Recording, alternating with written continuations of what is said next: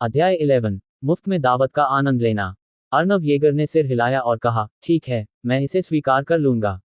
Shri Clancy, भविष्य में अगर आपके कोई सवाल हों तो बेझिझक मुझसे पूछ लेना। आपको अपना शिष्य बनाने के बारे में मैं सोचूंगा। महान सिरिल क्लेंसी ने बार बार सिर हिलाते हुए कहा, आप अपना समय लें। मैं जल्दबाजी में नहीं हूं।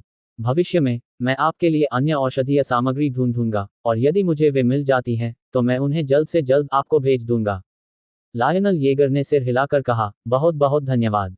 कुछ ही देर बाद अर्नव येगर और सिरिल क्लेंसी ने एक दूसरे की संपर्क जानकारी का आदान प्रदान किया और फिर मेडिकल हॉल से चले गए। अर्नव येगर को जाते हुए देखकर सिरिल क्लेंसी ने आखिरकार अपनी नजरें हटा लीं। फिलिप स्टील ने कहा, गुरुजी, क्या आप सचमुच उस बच्चे को अपना शिक्षक बनाने जा रहे हैं? उस बच्चे ने ऐसा क्या किया है जिसके लिए उसे ये सजा मिलनी चाहिए? तुम्हें कुछ नहीं पता। सिरिल क्लेंसी ने फिलिप स्टील के सिर पर थप्पड़ मारते हुए कहा, हालांकि वह युवक दिखने में जवान लगता है, लेकिन उसके चिकित्सा कौशल मुझसे कहीं अधिक हैं। यदि वे मुझे अपना शिष्य स्वीकार कर लें तो भविष्य में थोड़े से मार्गदर्शन के साथ मेरे चिकित्सा कौशल निश्चित रूप से एक नए स्तर पर पहुंच जाएंगे। दूसरी ओर, आपके पास औसत दर्जे के चिकित्सा कौशल हैं और विवेक की कमी है। गुरुजी ने मुझे अच्छी तरह से सिखाया है। फिलिप स्टील बार बार सिर हिलाता रहा और कुछ भी कहने की हिम्मत नहीं कर पा रहा था। मेडिकल हॉल से निकलने के बाद अर्नव येगर ने एक सुनसान कोना ढूंढा, 100 साल पुराने गैनोडर्मा ल्यूसिडम को अपने भंडारण रिंग में रखा और फिर खाने के लिए जगह खोजने की योजना बनाई। कुछ गलियों तक चलने के बाद अर्नव येगर ने देखा कि ड्रंकन रिवर मून रेस्टोरेंट ज्यादा दूर नहीं था। आसपास खाने के लिए कोई और जगह न देखकर Arnav Yeager Drunken River Moon Restaurant की ओर चल पड़े। हालांकि जैसे ही वह प्रवेश द्वार के पास पहुंचा, उसके पीछे से एक उपहास भरी आवाज आई, अरे, क्या ये वही देहाती गंवार नहीं है? आवाज सुनकर अर्नव येगर ने अपना सिर घुमाया और देखा कि डिजाइनर कपड़े पहने एक आदमी और 2 महिलाएं उसकी ओर आ रही हैं। वे डियोन वेल, सिंडी लुइस और लूसी लुइस थीं। अर्नव येगर ने थोड़ा भौहें चढ़ाते हुए सोचा कि वह यहाँ इन तीनों से कैसे मिल पाएगा। लूसी लुइस ने उपहास करते हुए कहा, देहाती गंवार, तेरी हिम्मत कैसे हुई ड्रंकन रिवर मून में खाने की? क्या आपको पता है कि यहाँ खाने का कितना खर्चा आता है? क्या आप इसे वहन कर सकते हैं? दिन के समय लुइस फैमिली विला में जूलिया स्टीवर्ट की वजह से उसके दादा ने उसे थप्पड़ मारा था। स्वाभाविक रूप से उसने जूलिया स्टीवर्ट के लिए मुसीबत खड़ी करने की हिम्मत नहीं की, लेकिन वह अर्नव येगर के जीवन को मुश्किल बना सकती थी। अर्नव येगर ने भौहें चढ़ाते हुए कहा, मैं इसे वहन कर सकता हूं या नहीं, इससे आपको क्या लेना देना है? सिंडी लुइस ने अर्नव येगर को तिरस्कार भरी नजरों से देखा और कहा, अर्नव येगर, अपनी औकात जानो। ये जगह आपके लिए नहीं है। 20 युआन में मिलने वाला स्ट्रीट फूड शायद आपको ज्यादा पसंद आएगा। डियोन वेल ने सिंडी की कमर पर हाथ रखते हुए घमंड से कहा, बच्ची, यहाँ खाने का खर्च कम से कम 5000 युआन से शुरू होता है, और यह आसानी से 10,000 तक जा सकता है। अगर हम तुम्हें बेच भी दें तो क्या तुम्हारी कीमत 10,000 युआन होगी? लूसी लुइस चिल्लाई, क्या तुमने वह आवाज सुनी? जल्दी करो और यहाँ से चले जाओ, हमारे रास्ते में मत आओ। लायनल येगर ने शांत भाव से जवाब दिया, किसने कहा कि मुझे यहाँ खाने के लिए पैसे देने होंगे? सिंडी लुइस ने उपहास करते हुए कहा, क्या आप कह रहे हैं कि आपको यहाँ खाने के लिए पैसे नहीं देने पड़ते? क्या आप खाना खाकर बिना भुगतान किए भागने की योजना बना रहे हैं? क्या आप जानते हैं कि यहाँ ऐसा करने के क्या परिणाम होंगे? ज्यादा से ज्यादा तुम्हारी बुरी तरह पिटाई होगी, और सबसे बुरा, तुम्हें जेल जाना पड़ेगा। अर्नव येगर ने धीरे से आह भरी, आपके दादाजी मृत्यु के कगार पर हैं, और फिर भी आप खाने पीने के मूड में हैं। कितना बड़ा दिल है। इतना कहकर अर्नव येगर ने सिंडी लुइस और अन्य लोगों पर और ध्यान नहीं दिया और सीधे रेस्तरां में चले गए। सिंडी लुइस गुस्से से चिल्लाई, तुम कमीने, मेरे दादाजी को गाली देने की तुम्हारी हिम्मत कैसे हुई? मैं तुमसे इसका बदला लूंगा। डियोन वेल ने कहा, सिंडी, गुस्सा मत करो। हमें बस रेस्टोरेंट के इंचार्ज को बताना है, और इस बच्चे को निश्चित रूप से बाहर निकाल दिया जाएगा। सिंडी लुइस ने सिर हिलाते हुए कहा, हमें इस बदमाश को सबक सिखाना ही होगा। रेस्टोरेंट में प्रवेश करने के बाद अर्नव येगर को एक वेट्रेस खिड़की के पास वाली मेज पर ले गई।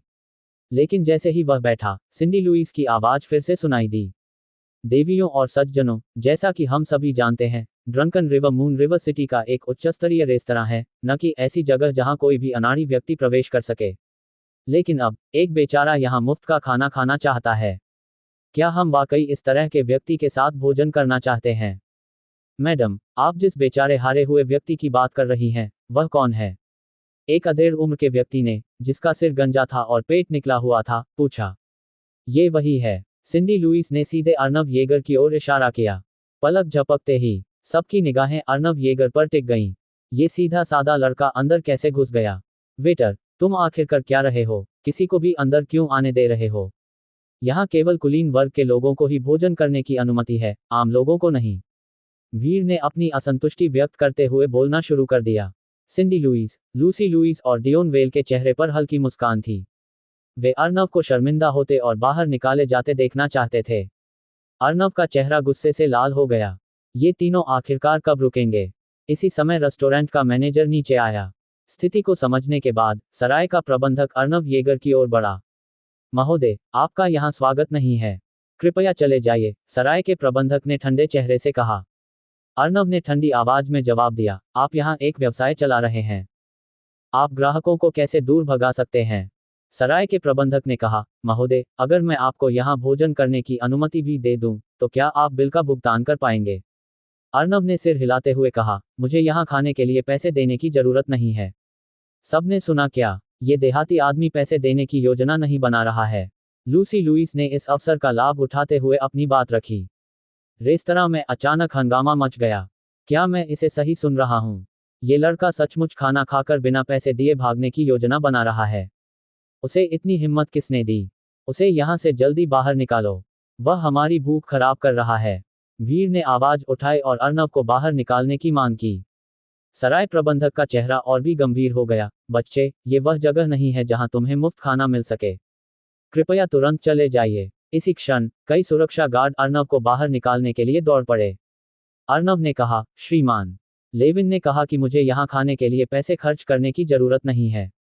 क्या ये झूठ है? कौन से श्रीमान? लेविन, सराय के प्रबंधक ने संदेह भरी निगाहों से पूछा। स्टीवन लेविन, अर्नव ने 3 शब्द कहे। लूसी लुइस जोर से हंस पड़ी। देहाती गंवार, क्या तुम ये कहना चाह रहे हो कि तुम ड्रंकन रिवर मून के निर्देशक लेविन को जानते हो? बेशक, मैं उसे जानता हूँ। अर्नव ने सिर हिलाया। ये सुनकर कमरे में मौजूद लोगों के चेहरों पर हल्का सा बदलाव आया। अगर यह बच्चा वाकई डायरेक्टर लेविन के करीबी था, तो ये बात सच हो सकती है कि उसे यहाँ खाना खाते समय पैसे देने की जरूरत नहीं पड़ेगी। ये देखकर सिंडी लुइस ने जल्दी से कहा, सब लोग इस बच्चे के झांसे में मत आना। वह पहाड़ों से आया था, एक छोटा सा देहाती लड़का। वह डायरेक्टर लेविन को भला कैसे जान सकता है? सराय के प्रबंधक ने भी अर्नव को संदेह भरी नजरों से देखा। अर्नव ने मन ही मन आह भरी और अपनी जेब से डायमंड मेंबरशिप कार्ड निकाला। उसने कार्ड को मेज पर पटकते हुए कहा, तो क्या मुझे इस सदस्यता कार्ड से यहाँ खाने के लिए भुगतान करना होगा? सराय के प्रबंधक ने जल्दी से कार्ड उठाया और उसे देखा, और विस्मयबोधक चिन्ह को रोक नहीं पाया। डायमंड सदस्यता कार्ड। अध्याय 12, भाग्य से अधिक खतरा। जैसे ही उसने ये कहा, पूरा दर्शक वर्ग स्तब्ध रह गया। क्या इस बच्चे के पास वाकई ड्रंकन रिवर मून का डायमंड मेंबरशिप कार्ड है? मैंने सुना है कि डायमंड मेंबरशिप कार्ड वाले सभी सदस्य ड्रंकन रिवर मून रेस्टोरेंट में मुफ्त में खाना खा सकते हैं। भीड़ में हलचल मच गई थी और सबकी निगाहें अर्नव येगर पर टिक गईं। डियोन वेल, सिंडी लुइस और लूसी लुइस तीनों का चेहरा पीला पड़ गया। यह उल्लेख करना महत्वपूर्ण है कि उनके पास केवल गोल्ड मेंबरशिप कार्ड थे। हालांकि वे किसी भी ड्रंकन रिवर मून रेस्टोरेंट में छूट का लाभ उठा सकते थे, लेकिन वे मुफ्त में भोजन नहीं कर सकते थे। अप्रत्याशित रूप से अर्नव येगर के पास डायमंड मेंबरशिप कार्ड था। सिंडी लुइस ने शराबखाने के प्रबंधक से कहा, मैनेजर वेस्ट, ये डायमंड मेंबरशिप कार्ड जरूर इस आदमी ने उठाया होगा। हाँ, बिल्कुल सही, उसने ही इसे उठाया होगा। लूसी लुइस ने भी अपनी राय व्यक्त की। डियोन वेल ने उपहास उड़ाते हुए कहा, मैनेजर वेस्ट, अगर किसी ने ड्रंकन रिवर मून में डायमंड मेंबरशिप कार्ड का इस्तेमाल करके मुफ्त खाना खाया और यह बात फैल गई, तो ये ड्रंकन रिवर मून की प्रतिष्ठा के लिए अच्छा नहीं होगा। मैं इस बारे में डायरेक्टर लेविन से पूछूंगा। मैनेजर भी आधा आश्वस्त और आधा संशय में था। उसने अर्नव येगर से पूछा, बच्चे, तुम्हारा नाम क्या है? लायनल येगर, अर्नव येगर ने जवाब दिया। मैनेजर ने सिर हिलाया, फिर जल्दी से अपना मोबाइल फोन निकाला और एक कॉल किया। कुछ मिनट बाद मैनेजर ने अपना मोबाइल फोन एक तरफ रख दिया, थोड़ा सिर झुकाया और आदरपूर्वक diamond membership card Arnav Yeager को वापस सौंपते हुए कहा, श्रीमान येगर, डायरेक्टर लेविन ने कहा कि आप ड्रंकन रिवर मून में कभी भी मुफ्त में खाना खा सकते हैं। ये सुनकर वहां मौजूद सभी लोग अचंभित रह गए। हे भगवान, ये बच्चा तो डायरेक्टर लेविन को सच में जानता है। किसी किताब को उसके आवरण से नहीं आंकना चाहिए। डायमंड मेंबरशिप कार्ड धारक अतिथि के साथ भोजन करना हमारे लिए सम्मान की बात है। भीड़ का रवैया पूरी तरह बदल गया और उन्होंने अर्नव येगर के प्रति दोस्ताना मुस्कान दिखाई। कुछ लोगों ने अर्नव येगर के सम्मान में अपने गिलास भी उठाए। अर्नव येगर ने मन ही मन आह भरी, यही वास्तविकता है। जब आपके पास शक्ति और प्रतिष्ठा होती है तो लोग आप पर विश्वास करेंगे और आपका सम्मान करेंगे। दूसरी ओर डियोन वेल, सिंडी लुइस और लूसी लुइस हक्का बक्का रह गईं। उन्हें कभी उम्मीद नहीं थी कि अर्नव येगर स्टीवन लेविन को सचमुच जानते होंगे, लेकिन वे यह नहीं समझ पा रहे थे कि पहाड़ों से अभी अभी आया ये लड़का स्टीवन लेविन को कैसे जानता था। लायनल येगर ने डायमंड मेंबरशिप कार्ड लिया और पूछा, क्या मैं अभी ऑर्डर कर सकता हूँ? कोर्स के पाठ्यक्रम की। मैनेजर मुस्कुराया और बार बार सिर हिलाया। इतना कहकर उसने वेटरों को आदेश दिया, श्रीमान की सेवा करो। येगर को अच्छी तरह से तैयार करें और उसकी सभी मांगों को पूरा करें। जी हाँ, मैनेजर वेटरों ने सिर हिलाकर जवाब दिया। अर्नव येगर ने डियोन वेल की तिकड़ी पर नजर डाली और कहा, क्या आप इन तीनों को रास्ते से हटा सकते हैं? मैं उन्हें देखना नहीं चाहता। मैनेजर ने डियोन वेल और अन्य लोगों की ओर मुड़कर कहा, आप तीनों कृपया श्रीमान को परेशान न करें। येगर का भोजन। डियोन वेल और अन्य लोगों ने अर्नव येगर को घूरकर देखा और फिर वाइनरी में एक निजी कमरे में चले गए। प्रबंधक ने मुस्कुराते हुए पूछा, श्रीमान येगर, क्या आप चाहते हैं कि मैं आपको एक निजी कमरे में ले जाऊं? कोई जरूरत नहीं, यहाँ बहुत अच्छा है। अर्नव येगर ने अपना सिर हिलाया। ठीक है, अगर आपकी कोई भी गुजारिश हो तो बेझिझक मुझे फोन कर सकते हैं। इतना कहकर मैनेजर चला गया। महोदय, आप क्या खाना चाहेंगे? एक महिला वेट्रेस ने विनम्रतापूर्वक पूछा। अर्नव येगर ने कहा, अपने कुछ खास व्यंजन पेश करें। सही दूर सर। वेट्रेस ने सिर हिलाया और चली गई। इस पल वाइनरी के एक निजी कमरे में। धिक्कार है, मैं बहुत गुस्से में हूं, मुझे विश्वास ही नहीं हो रहा। लूसी लुइस कुछ घबराई हुई थी। ये गंवार असल में डायरेक्टर लेविन को जानता है और इसके पास डायमंड मेंबरशिप कार्ड भी है। मैं इसे पचा नहीं सकता। डियोन वेल और सिंडी लुइस दोनों के चेहरे पर उदासी छाई हुई थी, जो स्पष्ट रूप से नाखुशी का संकेत दे रही थी। अभी तक तो उनका इरादा अर्नव येगर पर सबको हंसाने का था, लेकिन उन्हें यह उम्मीद नहीं थी कि अंत में वे खुद हंसी का पात्र बन जाएंगे। लूसी लुइस ने डियोन वेल की ओर देखा और कहा, जीजाजी, क्या आपने नहीं कहा था कि आप ईस्ट अंडरग्राउंड वर्ल्ड के लोगों को जानते हैं? तुम उन्हें क्यों नहीं बुलाते और इस बच्चे की पिटाई करवाते, ताकि वे मेरा और मेरी बहन का बदला ले सकें? डियोन वेल ने अपनी छाती थपथपाते हुए कहा, ठीक है, इसे मुझ पर छोड़ दो। संयोगवश मेरे अंदर बहुत गुस्सा भरा हुआ था जिसे निकालने के लिए कोई जगह नहीं थी। सराय का हॉल। कुछ देर इंतजार करने के बाद वेट्रेस अर्नव येगर के लिए कुछ खास व्यंजन लेकर आई। प्रत्येक व्यंजन उत्कृष्ट था और उसमें रंग, सुगंध और स्वाद का उत्तम संयोजन था। अर्नव येगर ने मन ही मन सोचा, ये अमीर लोग वाकई मौज मस्ती करना जानते हैं। रात के खाने के बाद अर्नव येगर ने अपने पेट पर हाथ फेरा और वाइनरी से चले गए। हालांकि जैसे ही वह बाहर निकला, डियोन वेल, सिंडी लुइस और लूसी लुइस ने उसका पीछा किया और उसका रास्ता रोक दिया। लायनल येगर ने उन्हें ठंडे लहजे में देखा और कहा, अच्छे कुत्ते रास्ता नहीं रोकते, यहां से चले जाओ।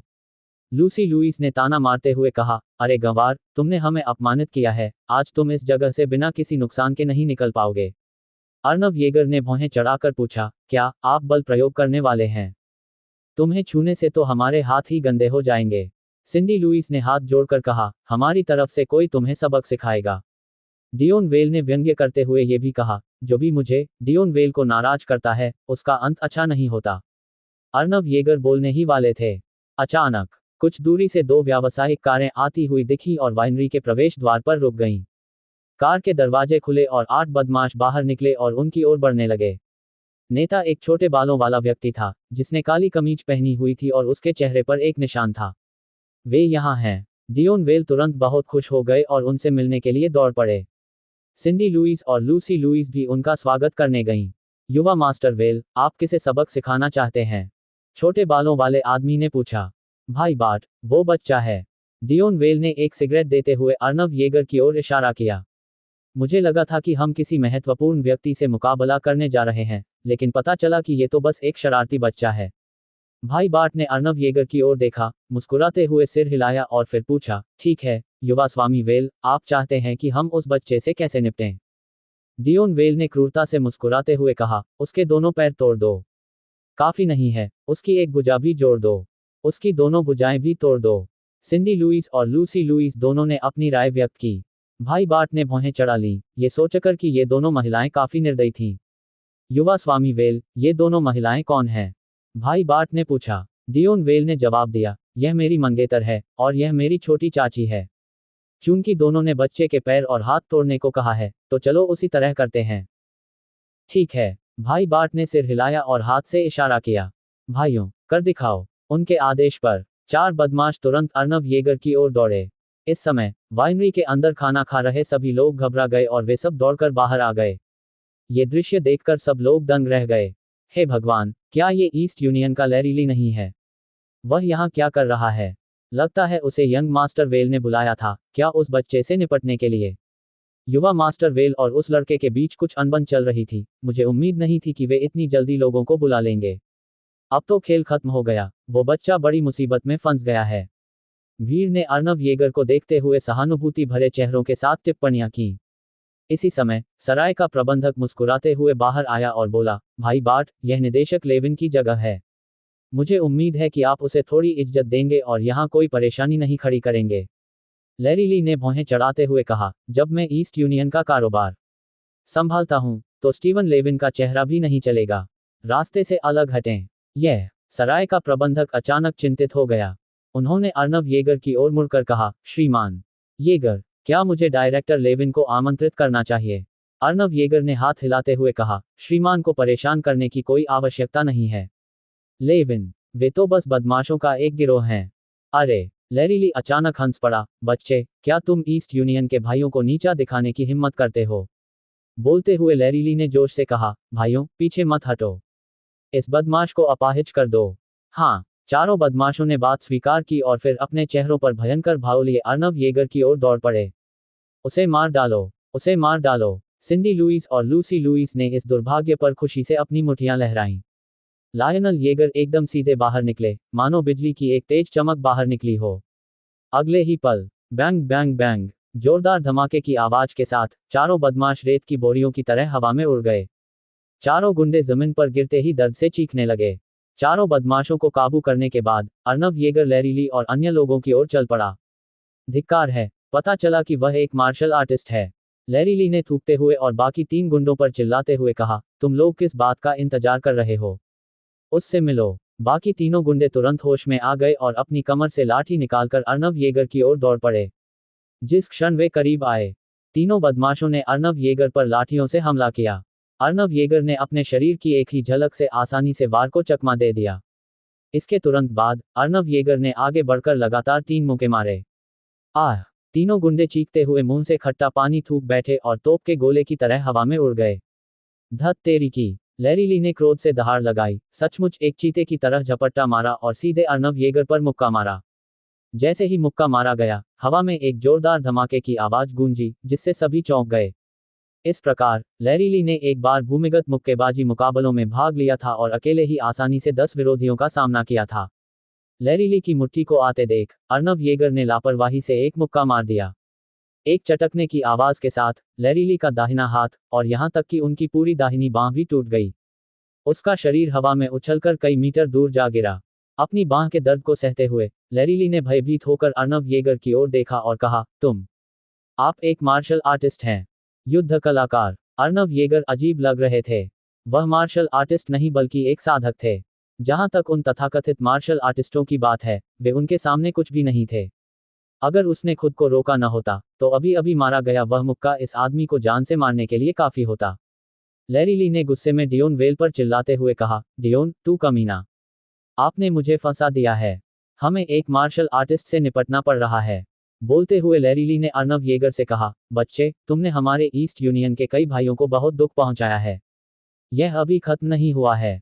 इसके बाद लैरीली ने बाकी 7 बदमाशों को साथ लिया, कार में बैठा और घटनास्थल से फरार हो गया। उस क्षण वहां मौजूद सभी लोग स्तब्ध रह गए। उन्होंने शुरू में सोचा था कि अर्नव येगर को पीट पीट कर अधमरा कर दिया जाएगा, लेकिन उन्हें यह उम्मीद नहीं थी कि अर्नव येगर अकेले ही लैरीली के सभी 8 आदमियों को मार गिराएंगे।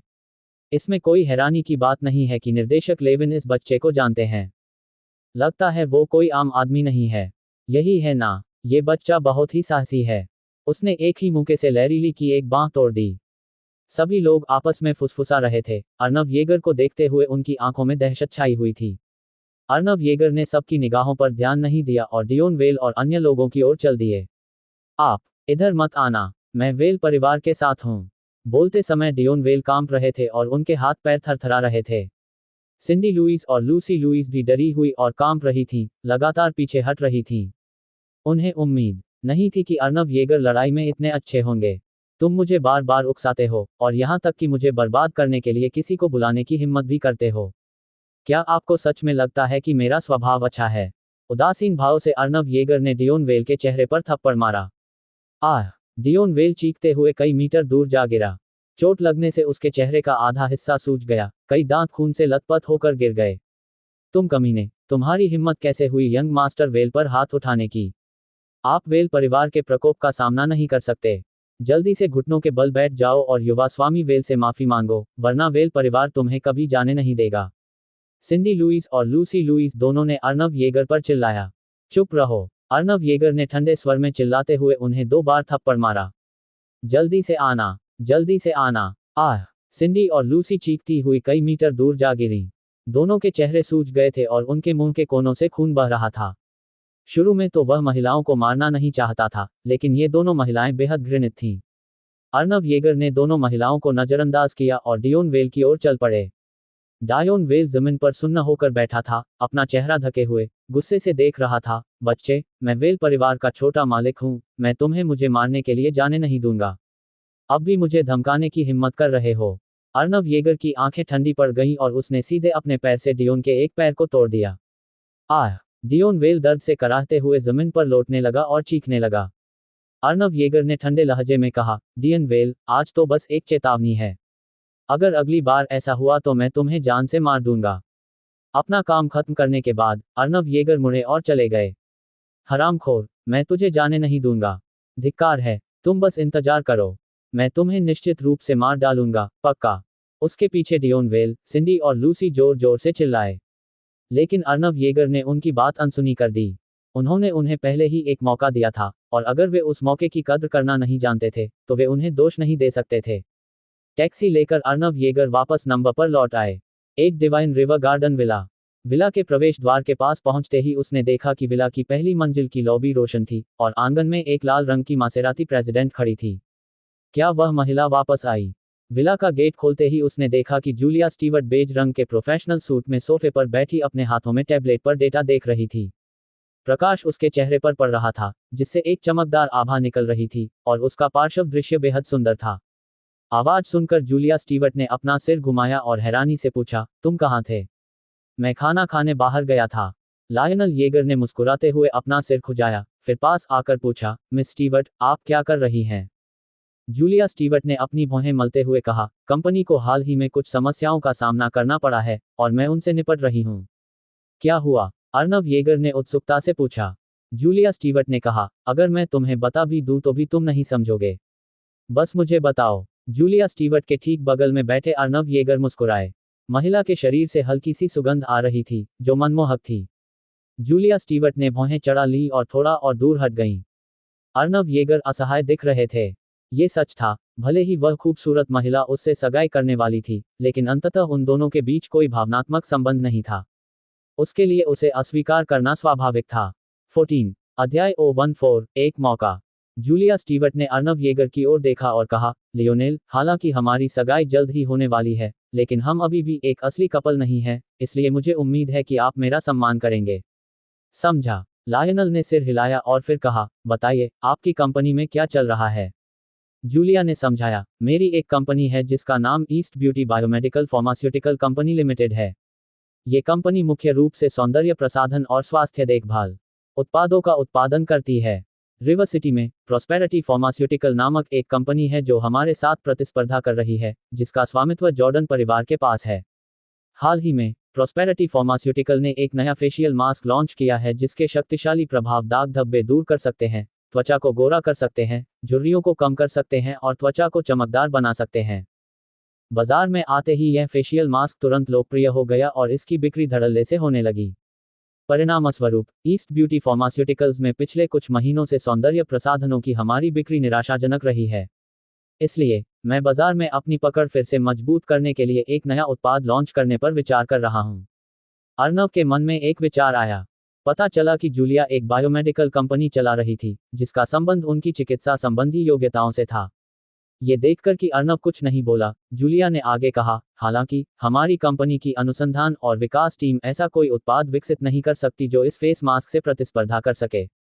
इसलिए मैं एक प्राचीन चिकित्सा परिवार से सौंदर्य का कोई गुप्त नुस्खा खरीदने के बारे में सोच रही हूँ। मुझे लगा था कि कोई गंभीर बात है, लेकिन ये तो बस इतना ही है। लायनल हंसते हुए बोला, मिस स्टीवर्ट, ये तो बस एक ब्यूटी सीक्रेट रेसिपी है, इसमें कुछ भी मुश्किल नहीं है, इसे मुझ पर छोड़ दीजिए। द मेडिकल इमॉर्टल्स ट्रेजर में कई गुप्त नुस्खे हैं, जिनमें अनगिनत सौंदर्य संबंधी गुप्त रेसिपी शामिल हैं। इसलिए जूलिया इस समय जिस मुश्किल का सामना कर रही है, वह उसके लिए कुछ भी नहीं है। जूलिया ने भौहें चढ़ाकर कहा, लायनल, मुझे पता है कि आपके चिकित्सीय कौशल अच्छे हैं।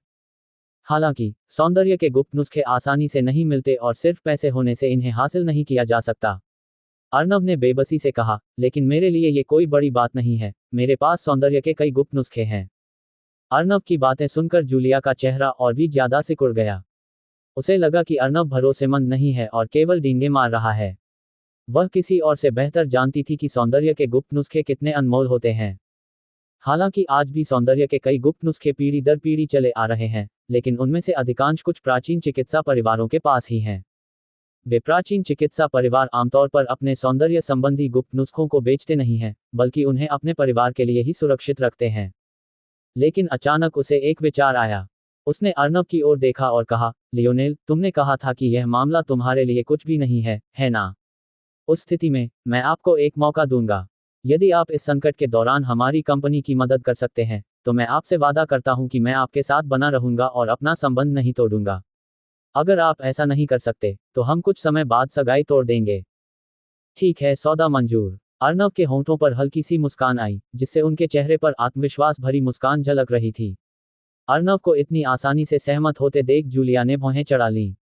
क्या यह आदमी सचमुच ऐसा कर सकता है? उसने उसे हार मानने पर मजबूर करने के लिए ऐसा कहा। उसे विश्वास नहीं था कि वह वास्तव में ऐसा कर पाएगा।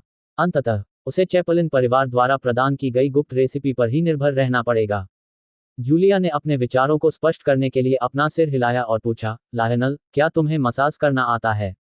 हाँ, अर्नव ने सिर हिलाया। जूलिया ने कहा, मेरे कंधे थोड़े दुख रहे हैं, क्या आप मेरी मालिश कर सकते हैं? बिल्कुल, अर्नव ने मुस्कुराते हुए जवाब दिया और फिर उसके पीछे पीछे चलने लगा। महिला के बाल चमकदार और मुलायम थे, जो लापरवाही से उसके कंधों पर फैले हुए थे और उनसे शैम्पू की हल्की सी मनमोहक खुशबू आ रही थी। इसके अलावा अर्नव के नजरिए से उसकी गर्दन के पास की गोरी त्वचा को आसानी से देखा जा सकता था, जिससे अनायास ही उसके दिल की धड़कन तेज हो गई। अर्नव ने अपना सिर हिलाया, उन अनुचित विचारों को मन से निकाल दिया और उसके कंधों की मालिश करने लगा। उन्होंने एक प्राचीन मालिश और एक्यूप्रेशर तकनीक का इस्तेमाल किया, जिसमें कभी धीरे से तो कभी मजबूती से बल लगाते हुए एक्यूपॉइंट्स को सटीक रूप से चुटकी से दबाया जाता था। जूलिया स्टीवर्ट ने अर्नव येगर की मसाज का आनंद लेते हुए अपनी आंखें थोड़ी सी बंद कर लीं। हालांकि वह अक्सर स्पा और मसाज के लिए जाती थी, लेकिन किसी भी मालिश करने वाली की तकनीक अर्नव येगर की तकनीक से तुलना नहीं कर सकती थी। अर्नव येगर की मालिश के बाद उन्हें लगा कि उनकी सारी थकान दूर हो गई है और उनके कंधों का दर्द तुरंत गायब हो गया। आधे घंटे तक मसाज करवाने के बाद जूलिया स्टीवर्ट ने कहा, लायनल, मेरे पैरों में भी थोड़ा दर्द हो रहा है, क्या आप मेरे पैरों की भी मसाज कर सकते हैं? अरे! अर्नव येगर अचानक अचंभित रह गए, जाहिर तौर पर उन्हें महिला से इस तरह के अनुरोध की उम्मीद नहीं थी। जूलिया स्टीवर्ट को भी इसका एहसास हुआ और उनका चेहरा अचानक लाल हो गया। अभी कुछ देर पहले वह बहुत आराम में थी और उसे लग रहा था कि वह स्पा का आनंद ले रही है, इसलिए उसने अनजाने में ही वह वाक्य कह दिया। अब जब वह इस बारे में सोचती है, तो उसे कुछ हद तक पछतावा होता है। जब वह पहले स्पा और मसाज के लिए जाती थी, तो हमेशा महिला मालिश करने वाली ही होती थी। उसने इससे पहले कभी किसी पुरुष को उसे छूने नहीं दिया था। पर अब जूलिया स्टीवर्ट शर्मा गई और बोली, अगर यह सुविधाजनक नहीं है तो? सुविधाजनक, बिल्कुल सुविधाजनक। लायनल येगर मुस्कुराए और जूलिया स्टीवर्ट के सामने से गुजरे, फिर नीचे बैठ गए। आज उस महिला ने पेशेवर सूट पहना हुआ था, उसकी टांगें काली स्टॉकिंग से ढकी हुई थीं, जिससे एक अदृश्य, घातक आकर्षण झलक रहा था। इसके अलावा महिला के पैर लंबे और सुडौल थे, जहां पतले होने चाहिए थे वहां पतले थे और जहां भरे हुए होने चाहिए थे वहां भरे हुए थे, बिल्कुल दोषरहित थे। विशेषकर उस महिला के पैर, सुडौल और आकर्षक, जिनसे हल्की सी सुगंध आ रही थी। अर्नव येगर ने मन ही मन आह भरी, यह महिला सचमुच बेमिसाल थी, सिर से लेकर पैर तक उसमें कोई कमी नहीं थी। आप कहाँ देख रहे हैं? अर्नव येगर को स्तब्ध देखकर जूलिया स्टीवर्ट के चेहरे पर हल्की सी शर्मिंदगी झलक उठी। अरे अरे कुछ नहीं। अर्नव येगर ने झट से नजरें हटा लीं, महिला के छोटे छोटे पैरों को पकड़ा और मालिश करने लगे। जूलिया स्टीवर्ट का शरीर कांप रहा था, मानो उन्हें बिजली का झटका लगा हो, पूरे शरीर में झुनझुनी हो रही थी और उनके गाल और भी लाल हो रहे थे। अर्नव येगर का मन कांप उठा, उसने तुरंत नजरें हटा लीं, इधर उधर देखना बंद कर दिया और महिला के पैरों की मालिश करने पर ध्यान केंद्रित किया। जूलिया स्टीवर्ट इसे रद्द करना चाहती थी, लेकिन यह रिश्ता बहुत ही आरामदायक हो गया था। उसने सोचा कि यह आदमी उसका मंगेतर था, और उसके साथ कुछ अंतरंग संबंध होना उसके लिए बिल्कुल सामान्य बात थी। ये बात समझ आने के बाद जूलिया स्टीवर्ट ने आखिरकार अपने अंदर के तनाव और बेचैनी को दूर किया और इसका आनंद लेना शुरू कर दिया। जल्द ही 1 घंटा बीत गया। थकान दूर हो जाने और अत्यधिक आराम महसूस होने के कारण जूलिया स्टीवर्ट को नींद आने ही वाली थी। जूलिया स्टीवर्ट ने जम्हाई लेते हुए कहा, बस बहुत हो गया, मुझे भी जाकर आराम करना चाहिए। ठीक है। अर्नव येगर ने सिर हिलाया और अंततः अनिच्छा से उसका हाथ छोड़ दिया। जूलिया स्टीवर्ट खड़ी हुई और बोली, आप पहली मंजिल के कमरे में आराम कर सकते हैं। यहाँ फर्नीचर और एक अलग बाथरूम है, इसलिए आपको जल्दी आराम कर लेना चाहिए। उसके बाद जूलिया स्टीवर्ट ऊपर चली गईं। उस महिला की आकर्षक आकृति को देखते हुए अर्नव येगर ने मन ही मन सोचा, ऐसा लगता है कि मुझे अभी भी इस महिला के करीब जाना है, अन्यथा इस महिला के लिए मेरे साथ द्वैध साधना करना असंभव है। जहां तक उसे मजबूर करने की बात है, यह उसका तरीका नहीं है। एलिप्सिस। पलक झपकते ही 3 दिन बीत गए। बहुत सवेरे रिवर सिटी के सबसे आलीशान 5 सितारा होटल क्लाउड काल्ड्रॉन होटल में रोशनी चमकदार और उत्सवपूर्ण थी और उत्साह से भरपूर चहल पहल थी। होटल के प्रवेश द्वार पर कई लग्जरी कारें खड़ी थीं, Rolls Royce, Bentley, Maybach, Ferrari आदि। ऐसा लग रहा था मानो ये एक लग्जरी कार प्रदर्शनी हो। होटल के सुरक्षा गार्ड पूरी तरह सतर्क थे और व्यवस्था बनाए रखने में जुटे थे। आज का दिन बहुत खास था, क्योंकि रिवर सिटी के सबसे प्रतिष्ठित परिवार स्टीवर्ट परिवार की युवा मालकिन की सगाई होने वाली थी। 15 अध्याय 015 पुरुषों के बीच ड्रैगन। रिवर सिटी के कुलीन परिवारों के लोग, प्रमुख निगमों के अध्यक्ष और अन्य क्षेत्रों के प्रतिनिधि सभी इसमें शामिल होने आए, जिससे यह एक भव्य आयोजन बन गया। इसी दौरान दूर से कारों की एक कतार आती हुई होटल के प्रवेश द्वार पर आकर रुक गई। कार के दरवाजे खुले और लोगों का एक समूह बाहर निकला, जिनमें पुरुष और महिलाएं, बूढ़े और जवान सभी शामिल थे। वे अच्छे कपड़े पहने हुए थे और उनका स्वभाव असाधारण था। ये लोग रिवर सिटी के तीसरे दर्जे के परिवार लुइस परिवार से थे। विक लुइस ने काले और लाल रंग का सूट पहना हुआ था और हाथ में छड़ी पकड़ी हुई थी, लेकिन वह पूरी तरह से सुस्त और थका हुआ लग रहा था, मानो वह किसी गंभीर बीमारी से पीड़ित हो। सिंडी लुइस ने विक लुइस की मदद की और कहा, दादाजी, आपको घर पर आराम करना चाहिए, हमारे लिए आना ठीक रहेगा। कोई बात नहीं, विक लुइस ने हाथ हिलाते हुए कहा, स्टीवर्ट परिवार ने हमें निमंत्रण भेजा है। ये हमारे परिवार के प्रति सम्मान का प्रतीक है, इसलिए मुझे अवश्य उपस्थित होना चाहिए। इसके अलावा मैं ये भी पता लगाना चाहता हूं कि वह दिव्य चिकित्सक कौन है जिसने सर स्टीवर्ट को ठीक किया। अगर सर स्टीवर्ट मुझे उस दिव्य चिकित्सक से मिलवा दें और उनसे मेरी जांच करने का अनुरोध करें, तो ये सबसे अच्छी बात होगी। तो इन 3 दिनों के दौरान उन्हें लगा कि उनकी शारीरिक स्थिति लगातार बिगड़ती जा रही है। वह हमेशा सुस्त और थका हुआ महसूस करता था। उन्होंने कई डॉक्टरों को अपनी जांच के लिए बुलाया था, लेकिन उन डॉक्टरों को उनमें कोई खराबी नहीं मिली। इसके अलावा उन्हें अर्नव येगर के वे शब्द याद आए जो उन्होंने 3 दिन पहले लुइस परिवार को छोड़ते समय कहे थे। इससे वह बहुत चिंतित हो गया। इसलिए भले ही अब उनके लिए चलना मुश्किल था, फिर भी वे यहाँ आए। वह दिव्य चिकित्सक से अपने शरीर में मौजूद समस्या की जांच करने के लिए कहना चाहता था। टियाना लुइस ने कहा, पिताजी, जब दिव्य चिकित्सक सर स्टीवर्ट को भी ठीक कर सकते हैं, तो वे निश्चित रूप से आपको भी ठीक कर सकते हैं। जी दादाजी, जब तक दिव्य चिकित्सक मदद करने को तैयार हैं, आपका शरीर निश्चित रूप से ठीक हो जाएगा। सिंडी लुइस ने भी उनका अनुसरण किया। विक लुइस ने सिर हिलाया और कहा, चलो चलते हैं, अंदर चलते हैं। इसके बाद विक लुइस और उनका समूह होटल में दाखिल हुआ।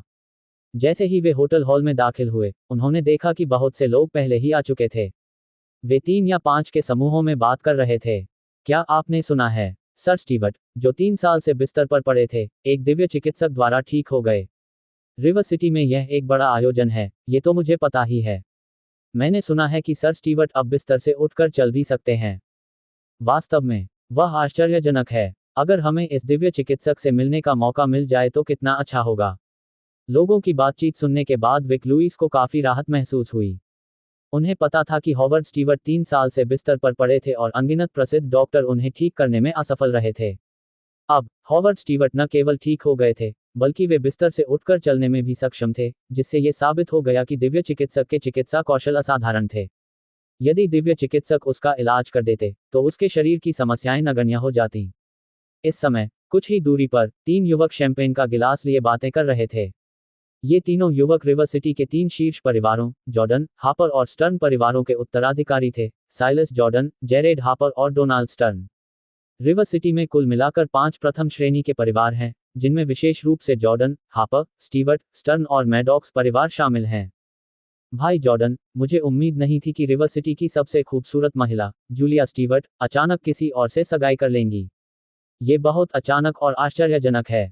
अपने सिर के पीछे बंधे लंबे बालों वाले डोनाल्ड स्टर्न ने साइलस जॉर्डन से मुस्कुराते हुए कहा। श्री सैमसन, इस बारे में बात मत करो। क्या आपको नहीं दिख रहा कि ब्रदर जॉर्डन परेशान है? सोने के फ्रेम वाला चश्मा पहने जेरेड हापर ने कहा। इस समय सफेद सूट पहने, त्रिविमीय चेहरे की विशेषताओं वाले और आकर्षक दिखने वाले साइलस जॉर्डन का चेहरा उदास था। रिवर सिटी के नंबर 1 परिवार के युवा मुखिया के रूप में उन्हें अपनी शक्ल सूरत और पारिवारिक पृष्ठभूमि पर पूरा भरोसा था। वह लंबे समय से जूलिया को पाने की कोशिश कर रहा था, लेकिन उसे हर बार अस्वीकृति ही मिली। लेकिन उन्हें उम्मीद नहीं थी कि जूलिया आज किसी और से सगाई कर लेगी। कौन है भाई? इस युवा गुरु की संपत्ति को छूने की हिम्मत कौन करेगा? साइलस जॉर्डन ने गहरी आवाज में कहा। क्या तुमने आसपास पूछताछ नहीं की? वह आदमी कौन है? जेरेड हापर ने कहा। भाई जॉर्डन, मैंने इन दिनों लोगों को पूछताछ के लिए लगाया है, लेकिन उन्हें कोई खबर नहीं मिली है। भाई जॉर्डन, हमें बाद में पता चल जाएगा। इतनी जल्दी क्या है? डोनाल्ड स्टर्न ने हाथ हिलाया, मुस्कुराया और कहा, मैं कहता हूँ, भाई जॉर्डन, इस दुनिया में इतनी सारी सुंदरताएं हैं, क्यों खुद को एक पेड़ पर लटका रहे हो? क्या ये बेहतर नहीं होगा कि मैं भी आपका अनुसरण करूं और हर रात एक नई दुल्हन पाऊं? चले जाओ, साइलस जॉर्डन ने गुस्से से फुफकारते हुए कहा। जूलिया स्टीवर्ट ही मेरी औरत हो सकती है। जो कोई भी उसे छूने की हिम्मत करेगा, मैं उसे मार डालूंगा। तुम सचमुच निराशाजनक हो, डोनाल्ड स्टर्न ने कंधे उचकाते हुए कहा। मैं आज रात के शिकार की तलाश में निकल ही जाता हूं। बूढ़े स्टर्न, मैं तुम्हें श्राप देता हूं कि एक दिन तुम किसी औरत के पेट पर मरोगे। जेरेड हापर हंसा और डांटा। हा, बूढ़े हापर, तुम्हें उस बारे में चिंता करने की जरूरत नहीं है। डोनाल्ड स्टर्न दिल खोलकर हंसे और अपना हाथ हिलाया। एक ही समय पर होटल का मेकअप रूम, कई शीर्ष मेकअप आर्टिस्ट जूलिया स्टीवर्ट का मेकअप कर रहे थे। एक खूबसूरत गाउन पहने जूलिया सोच में डूबी हुई दर्पण में खुद को देख रही थी। आज उसकी सगाई होने वाली थी। हालांकि उसने अर्नव येगर का विरोध नहीं किया, लेकिन उसे इस बात का अफसोस था। आखिरकार उसे बचपन से कभी प्यार नहीं हुआ था, लेकिन वह अपने दादाजी की इच्छा के विरुद्ध नहीं जाना चाहती थी, इसलिए उसे सहमत होना पड़ा। इसी समय लाल सूट पहने हुए हॉवर्ड स्टीवर्ट अंदर आए। दादाजी, आप यहाँ क्यों हैं? जूलिया ने अपना सिर घुमाकर हॉवर्ड स्टीवर्ट की ओर देखा। हॉवर्ड स्टीवर्ट ने मुस्कुराते हुए कहा, मैं तो बस देखने और आपसे थोड़ी बातचीत करने आया था। कई मेकअप आर्टिस्टों ने हॉवर्ड स्टीवर्ट को सिर हिलाकर अभिवादन किया और फिर मेकअप रूम से चले गए। लायनल येगर कहाँ हैं? हॉवर्ड स्टीवर्ट ने संदेह भरी निगाहों से पूछा। जूलिया ने जवाब दिया, वह शौचालय गया था। हॉवर्ड स्टीवर्ट ने सिर हिलाया और पूछा, जूलिया, क्या तुम अपने दादाजी से नाराज हो? जूलिया एक पल के लिए रुकी, फिर उसने अपना सिर हिलाया और कहा, मुझे कोई नाराजगी नहीं है। हॉवर्ड स्टीवर्ट ने कहा, भले ही आप मन में कोई नाराजगी न रखें, लेकिन आपको अपने दिल में बेचैनी जरूर महसूस होती होगी, है ना? जूलिया ने अपने होंठ सिकोड़ लिए और कुछ नहीं कहा। हॉवर्ड स्टीवर्ट ने आह भरी और कहा, जूलिया, मैंने अपने जीवन में कभी किसी व्यक्ति को गलत नहीं समझा। इसलिए आपको मेरी बात पर विश्वास करना होगा। लायनल येगर आपके सबसे अच्छे जीवन साथी हैं। हालांकि अर्नव येगर अभी भले ही कुछ भी न दिखते हों, लेकिन भविष्य में वे आसमान की ऊंचाइयों को छुएंगे और लोगों के बीच एक महापुरुष के रूप में उभरेंगे। क्या ये उनकी चिकित्सा संबंधी कुशलता के कारण है? जूलिया ने पूछा। लायनल येगर के चिकित्सा कौशल पर स्वाभाविक रूप से कोई संदेह नहीं किया जा सकता है। हॉवर्ड स्टीवर्ट ने हल्की मुस्कान के साथ कहा, मेरे लिए सबसे ज्यादा महत्वपूर्ण अर्नव येगर का चरित्र है। हालांकि वह युवा दिख सकता है, लेकिन वह परिपक्व है और प्रसिद्धि और धन के प्रति उदासीन है। मैंने आज तक किसी ऐसे युवक को नहीं देखा जो अर्नव येगर जैसा हो सके। जूलिया ने धीरे से सिर हिलाया। दरअसल यही एक कारण था कि उन्होंने अर्नव येगर को अस्वीकार नहीं किया। अगर यह कोई साधारण व्यक्ति होता, तो उसके दादाजी का इलाज करने के बाद वह निश्चित रूप से उसके परिवार से धन की भीख मांगता। लेकिन अर्नव येगर ने ऐसा नहीं किया। इसके अलावा जब जॉन होलमैन अर्नव येगर की शिष्या बनना चाहती थी तो उन्होंने कोई हैरानी नहीं जताई बल्कि कहा कि वे इस बारे में सोचेंगे। यहां तक कि जब लोरेन टेनेट ने अर्नव येगर को सेंट्रल हॉस्पिटल में पारंपरिक चिकित्सा विभाग का प्रमुख बनने के लिए आमंत्रित किया, जिसमें 5 मिलियन का वार्षिक वेतन भी शामिल था, तो अर्नव येगर ने सीधे तौर पर इसे अस्वीकार कर दिया। सबसे अहम बात यह थी कि वह समझ सकती थी कि अर्नव येगर दिखावा नहीं कर रहा था, उसे वास्तव में इन चीजों में कोई दिलचस्पी नहीं थी। हॉवर्ड स्टीवर्ट हंसे और बोले, ठीक है, मैं और कुछ नहीं कहूंगा, आप खुद ही सोच लीजिए। इसके अलावा भविष्य में अर्नव येगर को अपनी कंपनी में आने दें, उन्हें एक पद दें, और वे निश्चित रूप से आपकी मदद करेंगे। गोल्डन स्केल कोई साधारण प्राणी नहीं है, तूफान के संपर्क में आते ही यह अजगर में बदल जाता है। हा हा हा हा। हॉवर्ड स्टीवर्ट जोर से हंसते हुए अपने हाथों को पीठ के पीछे बांधकर मेकअप रूम से बाहर निकल गए। जूलिया ने मेकअप मिरर में देखा और बुदबुदाए, लायनल येगर, क्या तुम वाकई इस लायक हो कि मैं अपना जीवन तुम्हारे हवाले कर दूं? 16 अध्याय 016 हजारों लोगों की प्रतीक्षा। उस समय होटल का bathroom. Arnav Yeager makeup room में जाने के इरादे से बाथरूम से बाहर निकले, लेकिन जैसे ही उसने ऐसा किया उसके पीछे से एक आवाज आई, अरे मेरे सामने खड़े सुंदर लड़के, एक पल रुको। आवाज सुनते ही अर्नव की नजरें घूम गईं और वह देखने के लिए पीछे मुड़ गया। वहां कुछ दूरी पर भारी रंग से रंगे हुए वस्त्रों में दो महिलाएं थीं, अन्ना और अल्मा लुइस। तुम हो? अर्नव को देखकर अल्मा का चेहरा बेहद बदसूरत हो गया। आज से अर्नव ने एक खास तौर पर सिला हुआ काला सूट पहना था, वह दुबला पतला और सीधा दिख रहा था, और उसने एक नया हेयर स्टाइल भी बनवाया था। पीछे से देखने पर वह किसी मॉडल जैसा लग रहा था, इसलिए अल्मा ने उसे पहले तो पहचाना नहीं और वह बस उससे बातचीत शुरू करना चाहती थी। जब से उसकी बहन की सगाई यंग मास्टर वेल से हुई थी, तब से वह ईर्ष्या और जलन महसूस कर रही थी और खुद भी किसी बड़े परिवार के युवा मास्टर से शादी करना चाहती थी। लेकिन उसे यह उम्मीद नहीं थी कि जिससे उसने बातचीत शुरू करने की कोशिश की, वह वही देहाती आदमी था जो 3 दिन पहले मिला था। खासकर इसलिए क्योंकि 3 दिन पहले उस बेचारे लड़के ने उसे थप्पड़ मारा था, जिससे उसके मन में उसके प्रति नफरत और भी बढ़ गई थी। एना को इस बात पर भी हैरानी हुई कि थोड़ा संवारने के बाद यह व्यक्ति वास्तव में एक सभ्य इंसान जैसा दिख सकता है। हालांकि भले ही वह देखने में अधिक सभ्य लगे, सत्ता या प्रभाव के बिना वह फिर भी कुछ भी नहीं था। अर्नव का चेहरा गुस्से से लाल हो गया और उसने पूछा, क्या बात है? वह सचमुच इन दोनों महिलाओं के साथ आगे कोई भी संबंध नहीं रखना चाहता था। तुम जैसे देहाती यहाँ क्या कर रहे हो? अल्मा ने ठंडे स्वर में पूछा। अर्नव ने उत्तर दिया, मैं जहाँ हूँ उसका तुमसे कोई लेना देना नहीं लगता, है ना? अपने हाथों को कमर पर रखकर अल्मा ने उपहास उड़ाते हुए कहा, देहाती गंवार, क्या यही जगह तुम्हारे लिए है? आज मिस स्टीवर्ट की सगाई का दिन है, और यहाँ मौजूद हर व्यक्ति एक शक्तिशाली और प्रभावशाली हस्ती है। तुम हो कौन, और तुम्हारी हिम्मत कैसे हुई यहाँ अपना चेहरा दिखाने की? एना ने अपनी बाहों को अपनी छाती पर बांध लिया और व्यंग्य करते हुए कहा, लायनल, क्या तुम्हें सच में लगता है कि तुम मिस स्टीवर्ट के दोस्त हो? हालांकि मुझे नहीं पता कि आप मिस स्टीवर्ट से कैसे मिले, लेकिन मैं आपको एक बात बताना चाहता हूँ, आप और मिस स्टीवर्ट एक ही दुनिया के नहीं हैं। इसलिए स्टीवर्ट परिवार में ऊपर चढ़ने के बारे में सोचना भी मत। स्टीवर्ट परिवार ऐसा परिवार नहीं है जिसकी बराबरी करना आसान हो। लायनल ने ठंडी हंसी हंसते हुए कहा, आखिर कौन स्टीवर्ट परिवार में ऊपर चढ़ना चाहता है? मुझे लगता है कि स्टीवर्ट परिवार में ऊपर चढ़ने की असली चाहत रखने वाले आप ही हैं, है ना? अरे कमीने, क्या बोल रहे हो? अल्मा ने अर्नव को घूर कर देखा, मानो वह उसे टुकड़े टुकड़े कर देना चाहती हो। अन्ना भी गुस्से से कांप रही थी। आखिरकार अर्नव ने जो कहा वह सच था। उनका लुइस परिवार वास्तव में स्टीवर्ट परिवार के साथ घनिष्ठ संबंध बनाने की कोशिश कर रहा था। लेकिन अब अर्नव द्वारा सीधे तौर पर इस ओर ध्यान दिलाए जाने से वे बहुत परेशान हो गए। उन दोनों पर और ध्यान दिए बिना अर्नव मुड़ गया और जाने की तैयारी करने लगा। तुम यहीं रुक जाओ, अन्ना चीख पड़ी। क्या बात है? अर्नव ने ठंडेपन से पीछे मुड़कर देखा और उन दोनों पर अपनी निगाहें दौड़ा लीं। क्या तुम एक और मार खाना चाहते हो? अर्नव की बातें सुनकर और उसकी निगाहें देखकर दोनों डर गए और कुछ कदम पीछे हट गए। बेवकूफ, एक घुरघुराहट के साथ अर्नव चला गया। कमीने, हरामखोर, तुम्हारी मृत्यु सुखद नहीं होगी। अल्मा गुस्से से भड़क उठी और शाप देने लगी। इस आदमी ने यंग मास्टर वेल और ईस्ट यूनियन के लोगों को नाराज कर दिया है। उसके दिन गिने चुने हैं, और वह निश्चित रूप से दर्दनाक मौत मरेगा। सिंडी लुइस ने उदास स्वर में कहा, फिर बोली, चलो चलते हैं, हमें अब हॉल में जल्दी जाना चाहिए, सगाई का भोज शुरू होने वाला है। ठीक है, लूसी लुइस ने सिर हिलाया और सिंडी लुइस के पीछे हॉल में चली गई। इस समय होटल हॉल। जैसे जैसे समय बीतता गया, सगाई भोज में शामिल होने आए लगभग सभी लोग आ चुके थे। सभी लोग बातें कर रहे थे और माहौल बहुत जीवंत था। आपको क्या लगता है कि मिस स्टीवर्ट से कौन सगाई करने वाला है? मैंने पहले सोचा था कि स्टीवर्ट परिवार रिवर सिटी के अन्य उच्चवर्गीय परिवारों से शादी करेगा, लेकिन ऐसा लगता नहीं है। क्या ऐसा हो सकता है कि स्टीवर्ट परिवार अन्य प्रांतों के शहरों के परिवारों से शादी कर रहा हो? मुझे नहीं पता कि कौन सा युवा लड़का इतना भाग्यशाली होगा कि वह इस सुंदरता को जीत लेगा। जब लोग आपस में चर्चा कर रहे थे, तभी उन्होंने हॉवर्ड स्टीवर्ट को लाल सूट पहने, गुलाबी चेहरे और तेजस्वी भाव के साथ हॉल में प्रवेश करते देखा। देखो, सर स्टीवर्ट यहाँ हैं।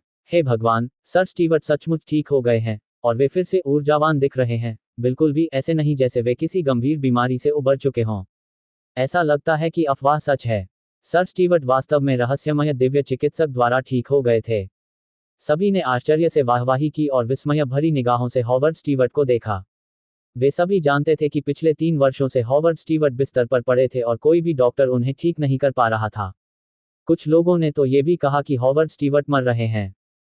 लेकिन अब हॉवर्ड स्टीवर्ट को अपने सामने पूरी ताकत से खड़ा देखकर वे सचमुच हैरान रह गए। हॉवर्ड स्टीवर्ट वाकई बहुत बेहतर थे और ऐसा लग रहा था मानो वे 10 साल छोटे दिख रहे हों। अगर उन्होंने इसे अपनी आंखों से न देखा होता तो उन्हें इस पर विश्वास ही नहीं होता। हॉवर्ड स्टीवर्ट भीड़ के आगे बढ़े, मुस्कुराए और बोले, आज मेरी पोती की सगाई की दावत में आने के लिए आप सभी का धन्यवाद। मुझे यकीन है कि आप सभी सोच रहे होंगे कि मेरी इस जिद्दी बीमारी का इलाज किसने किया और मेरी पोती से कौन सगाई कर रहा है ना? मैं आपको अभी बता सकता हूं कि जिस व्यक्ति ने मेरी दीर्घकालिक बीमारी का इलाज किया और जो मेरी पोती से सगाई करने जा रहा है, वह एक ही व्यक्ति है। जैसे ही ये शब्द बोले गए, पूरा दर्शक वर्ग स्तब्ध रह गया। हे भगवान, क्या ये सच है कि रहस्यमय दिव्य चिकित्सक ही मिस स्टीवर्ट से सगाई करने जा रहे हैं? कुछ लोग अपने दिल में उमड़ रहे सदमे को दबा नहीं सके और आश्चर्य से चिल्ला उठे। वह कैसे संभव है? सर स्टीवर्ट को ठीक करने वाला दिव्य चिकित्सक अवश्य ही एक राष्ट्रीय चिकित्सा संत होगा जिसकी बड़ी दाढ़ी और भौहें होंगी। क्या वो डॉक्टर एक जवान आदमी हो सकता है? एक और व्यक्ति ने फिर से हैरानी जताई। उन्हें नहीं लगता था कि हॉवर्ड स्टीवर्ट अपनी प्यारी पोती को एक बूढ़े आदमी से शादी करने की अनुमति देंगे। अब विक लुइस, टियाना लुइस और लुइस परिवार के अन्य सदस्य भी सदमे में थे। टियाना लुइस ने आह भरी, मुझे डर है कि दिव्य चिकित्सक एक प्राचीन चिकित्सा परिवार द्वारा पाला पोसा गया एक उत्कृष्ट युवा वंशज है। विक लुइस ने कहा, हमें उस दिव्य डॉक्टर के साथ अच्छे संबंध बनाने चाहिए। लुइस परिवार के सभी सदस्यों ने बार बार सिर हिलाकर सहमति जताई। डोनाल्ड स्टर्न ने रेड वाइन का एक घूंट लिया और मुस्कुराते हुए कहा, यह काफी दिलचस्प है। मुझे उम्मीद नहीं थी कि मिस स्टीवर्ट से सगाई करने वाला व्यक्ति वही दिव्य चिकित्सक होगा जिसने सर स्टीवर्ट का इलाज किया था। जेरेड हापर ने अपना चश्मा ठीक करते हुए कहा, मैं ये देखने के लिए बहुत उत्सुक हूं कि यह युवा प्रतिभा कौन है, कौन सौंदर्य प्रतियोगिता जीत सकता है। साइलस जॉर्डन ने एक बड़ा गिलास पे डाला, उसका चेहरा उदास था और उसने कुछ नहीं कहा। सर स्टीवर्ट, हमें अधर में मत छोड़िए। जल्दी करो और मिस स्टीवर्ट और उस छोटे मालिक को बाहर आने दो। इस क्षण किसी से और इंतजार नहीं हो सका और उसने चिल्लाकर अपनी बात कह दी। अन्य लोग भी दिव्य चिकित्सक के वास्तविक चेहरे को देखने के लिए उत्सुकता से इंतजार कर रहे थे। ठीक है, सब लोग, चिंता मत करो। मैं अब अपनी पोती और दामाद को सबको मिलवाने के लिए बुलाऊंगी। हॉवर्ड स्टीवर्ट दिल खोलकर हंसे और फिर ऊपर चिल्लाकर बोले, पोती, दामाद, नीचे आओ और सबसे मिलो। 17 अध्याय 017 अंतहीन पछतावा। जैसे ही शब्द मुंह से निकले, होटल में संगीत की मधुर ध्वनि गूंज रही थी। इसके तुरंत बाद होटल की दूसरी मंजिल से कदमों की आहट सुनाई दी। हॉल में मौजूद सभी लोगों ने दूसरी मंजिल की ओर देखा। कुछ दूरी से गलियारे में 2 आकृतियां चलती हुई दिखाई दी। जब वे सीढ़ियों के प्रवेश द्वार पर पहुंचे तभी भीड़ ने इन दोनों आकृतियों के चेहरे स्पष्ट रूप से देखे। वे अर्नव येगर और जूलिया स्टीवर्ट थे। अर्नव येगर ने एक सुसंगठित काला सूट पहना हुआ था और जूलिया स्टीवर्ट ने एक लंबी सफेद पोशाक पहनी हुई थी, बिल्कुल एक सुनहरे लड़के और एक सुंदर लड़की की तरह, जो शानदार ढंग से चमक रहे थे। हालांकि जब लुइस परिवार के सदस्यों ने अर्नव येगर को देखा तो वे सभी बिजली गिरने की तरह अवाक रह गए। ऐसा कैसे हो सकता है? लूसी लुइस की आंखें आश्चर्य और अविश्वास के मिले जुले भाव से चौड़ी हो गईं। ये गंवार मिस स्टीवर्ट से सगाई कैसे कर सकता है? ये सच नहीं हो सकता, ये बिल्कुल सच नहीं हो सकता। सिंडी लुइस भी हक्का बक्का रह गई, उसका चेहरा बेहद बदसूरत हो गया, मानो उसने कोई मरी हुई मक्खी खा ली हो। विक लुइस, टियाना लुइस और लुइस परिवार के बाकी सभी लोग मानो पत्थर की तरह स्थिर हो गए थे। जो कुछ वे देख रहे थे उसका प्रभाव इतना गहरा था कि वे लंबे समय तक होश में नहीं आ सके। 3 दिन पहले जिस देहाती लड़के को अपमानित किया गया था और जिसकी सगाई तोड़ दी गई थी, वही लड़का रिवर सिटी के स्टीवर्ट परिवार की मिस स्टीवर्ट से सगाई करने वाला निकला। इतना ही नहीं, ये देहाती व्यक्ति वास्तव में वही दिव्य चिकित्सक था जिसने सर स्टीवर्ट का इलाज किया था। अकल्पनीय, अविश्वसनीय, लेकिन तथ्य उनके सामने ही थे, जिससे उन्हें विश्वास करने के लिए मजबूर होना पड़ा। टियाना लुईस स्तब्ध होकर बोली, पिताजी, क्या वाकई इसी बच्चे ने सर स्टीवर्ट को ठीक किया था? क्या इस बच्चे के पास वाकई इतनी अद्भुत चिकित्सा क्षमता है? विक लुईस ने अपनी छड़ी को कसकर पकड़ रखा था, उसका चेहरा पीला और हरा पड़ गया था, वह एक शब्द भी बोलने में असमर्थ था। उन्होंने मूल रूप से हॉवर्ड स्टीवर्ट के संबंधों का लाभ उठाकर अपनी बीमारी के इलाज के लिए उस दिव्य चिकित्सक से मिलने की योजना बनाई थी। किसने सोचा होगा कि डिवाइन डॉक्टर अर्नव येगर निकलेंगे? अब जबकि उसने अर्नव येगर को पूरी तरह से नाराज कर दिया था, तो क्या अर्नव अभी भी उसकी बीमारी ठीक करने में उसकी मदद करेगा? इसके अलावा, उनके दिल में बेहद अफसोस भरा हुआ था। चूंकि अर्नव येगर हॉवर्ड स्टीवर्ट की जिद्दी बीमारी को ठीक कर सकते थे, इसका मतलब ये था कि उनके पास असाधारण चिकित्सा कौशल था। इतने कम उम्र के इस दिव्य चिकित्सक का भविष्य निस्संदेह असीम उज्ज्वल होगा। अगर अर्नव येगर उनके दामाद बन जाते, तो उनके नेतृत्व में लुईस परिवार शायद काफी तरक्की कर लेता। लेकिन अब, ये सब एक भ्रामक सपना बनकर रह गया था। खेद, उसके दिल में अथाह पछतावा उमड़ पड़ा।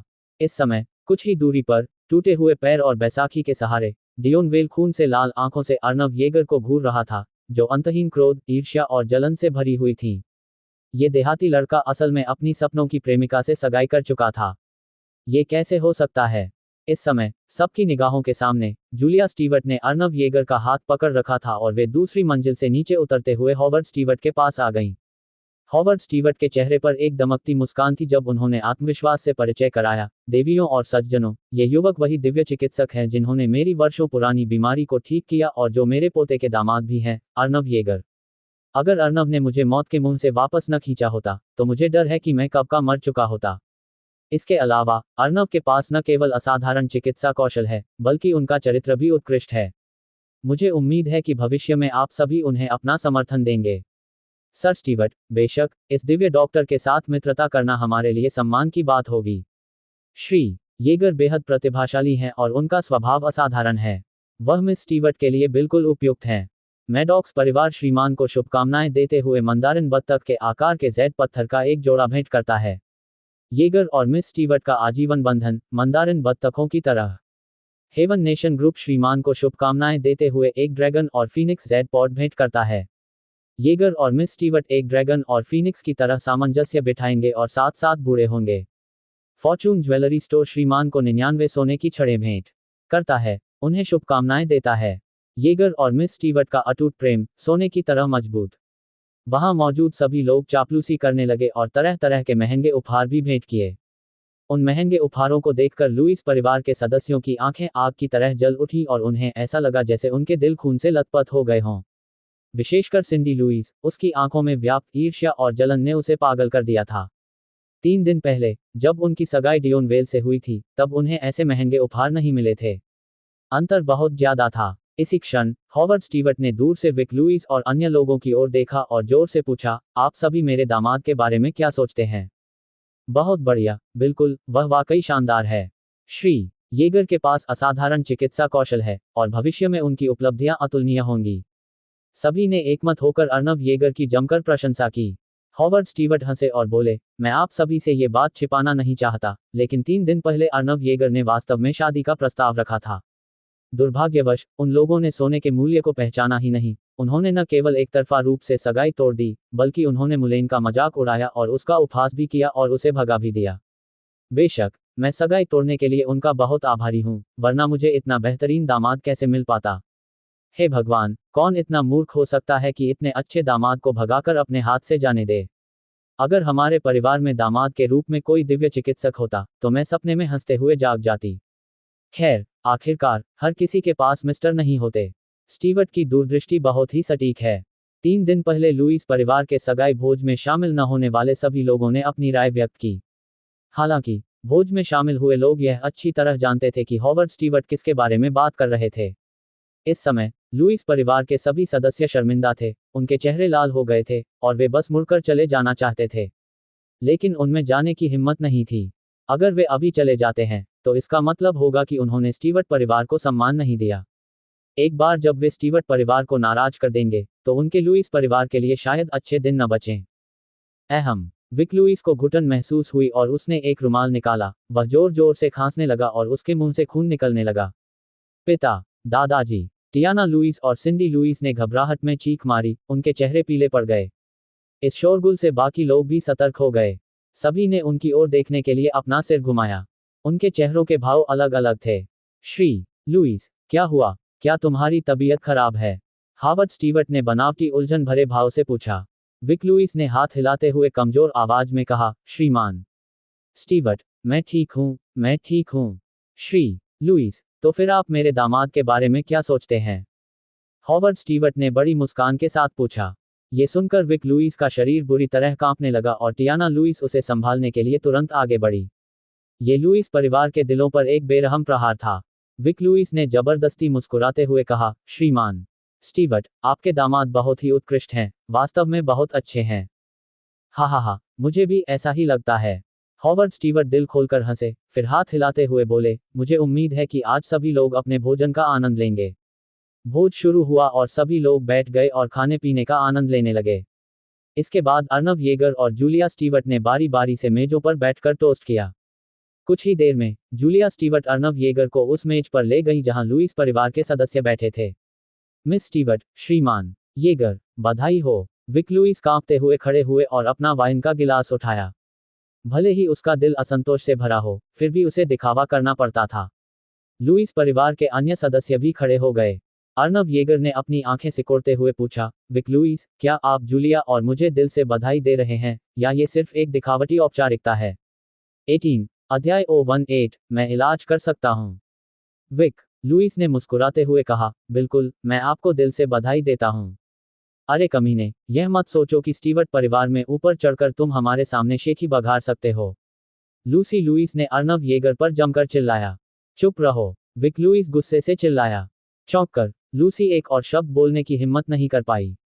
विक लुईस की ओर देखते हुए अर्नव येगर ने मुस्कुराते हुए पूछा, श्रीमान लुईस, क्या तुम्हें याद है मैंने तुम्हें 3 दिन पहले क्या बताया था? क्या कहा आपने? विक लुईस ने गुस्से भरे चेहरे के साथ पूछा। अर्नव येगर ने शांत भाव से कहा, क्या आपने अपना ताबूत तैयार कर लिया है? आप ज्यादा दिन तक जीवित नहीं रह पाएंगे। आप, क्रोध से हौंकते हुए विक लुईस ने मुंह भरकर खून उगला। दादाजी, सिंडी लुईस ने तुरंत अपने विक को सहारा दिया और अर्नव येगर को घूरते हुए कहा, कमीने, इतना घमंड मत करो, चिकित्सा कौशल होने में ऐसी क्या बड़ी बात है? इस दुनिया में इतने सारे दिव्य चिकित्सक हैं, तुम तो कुछ भी नहीं हो। अर्नव येगर ने आत्मविश्वास से कहा, निश्चित रूप से, इस दुनिया में कई दिव्य चिकित्सक हैं, लेकिन कोई भी मेरी बराबरी नहीं कर सकता। क्या बकवास है? सिंडी लुईस ने दांत भींचकर गुस्से से चिल्लाया। सिंडी लुईस को पहचानने के बजाय अर्नव येगर ने विक लुईस की ओर मुड़कर कहा, श्रीमान दरअसल, पहाड़ छोड़ने से पहले ही मेरे गुरु लुईस ने मुझे निर्देश दे दिए थे।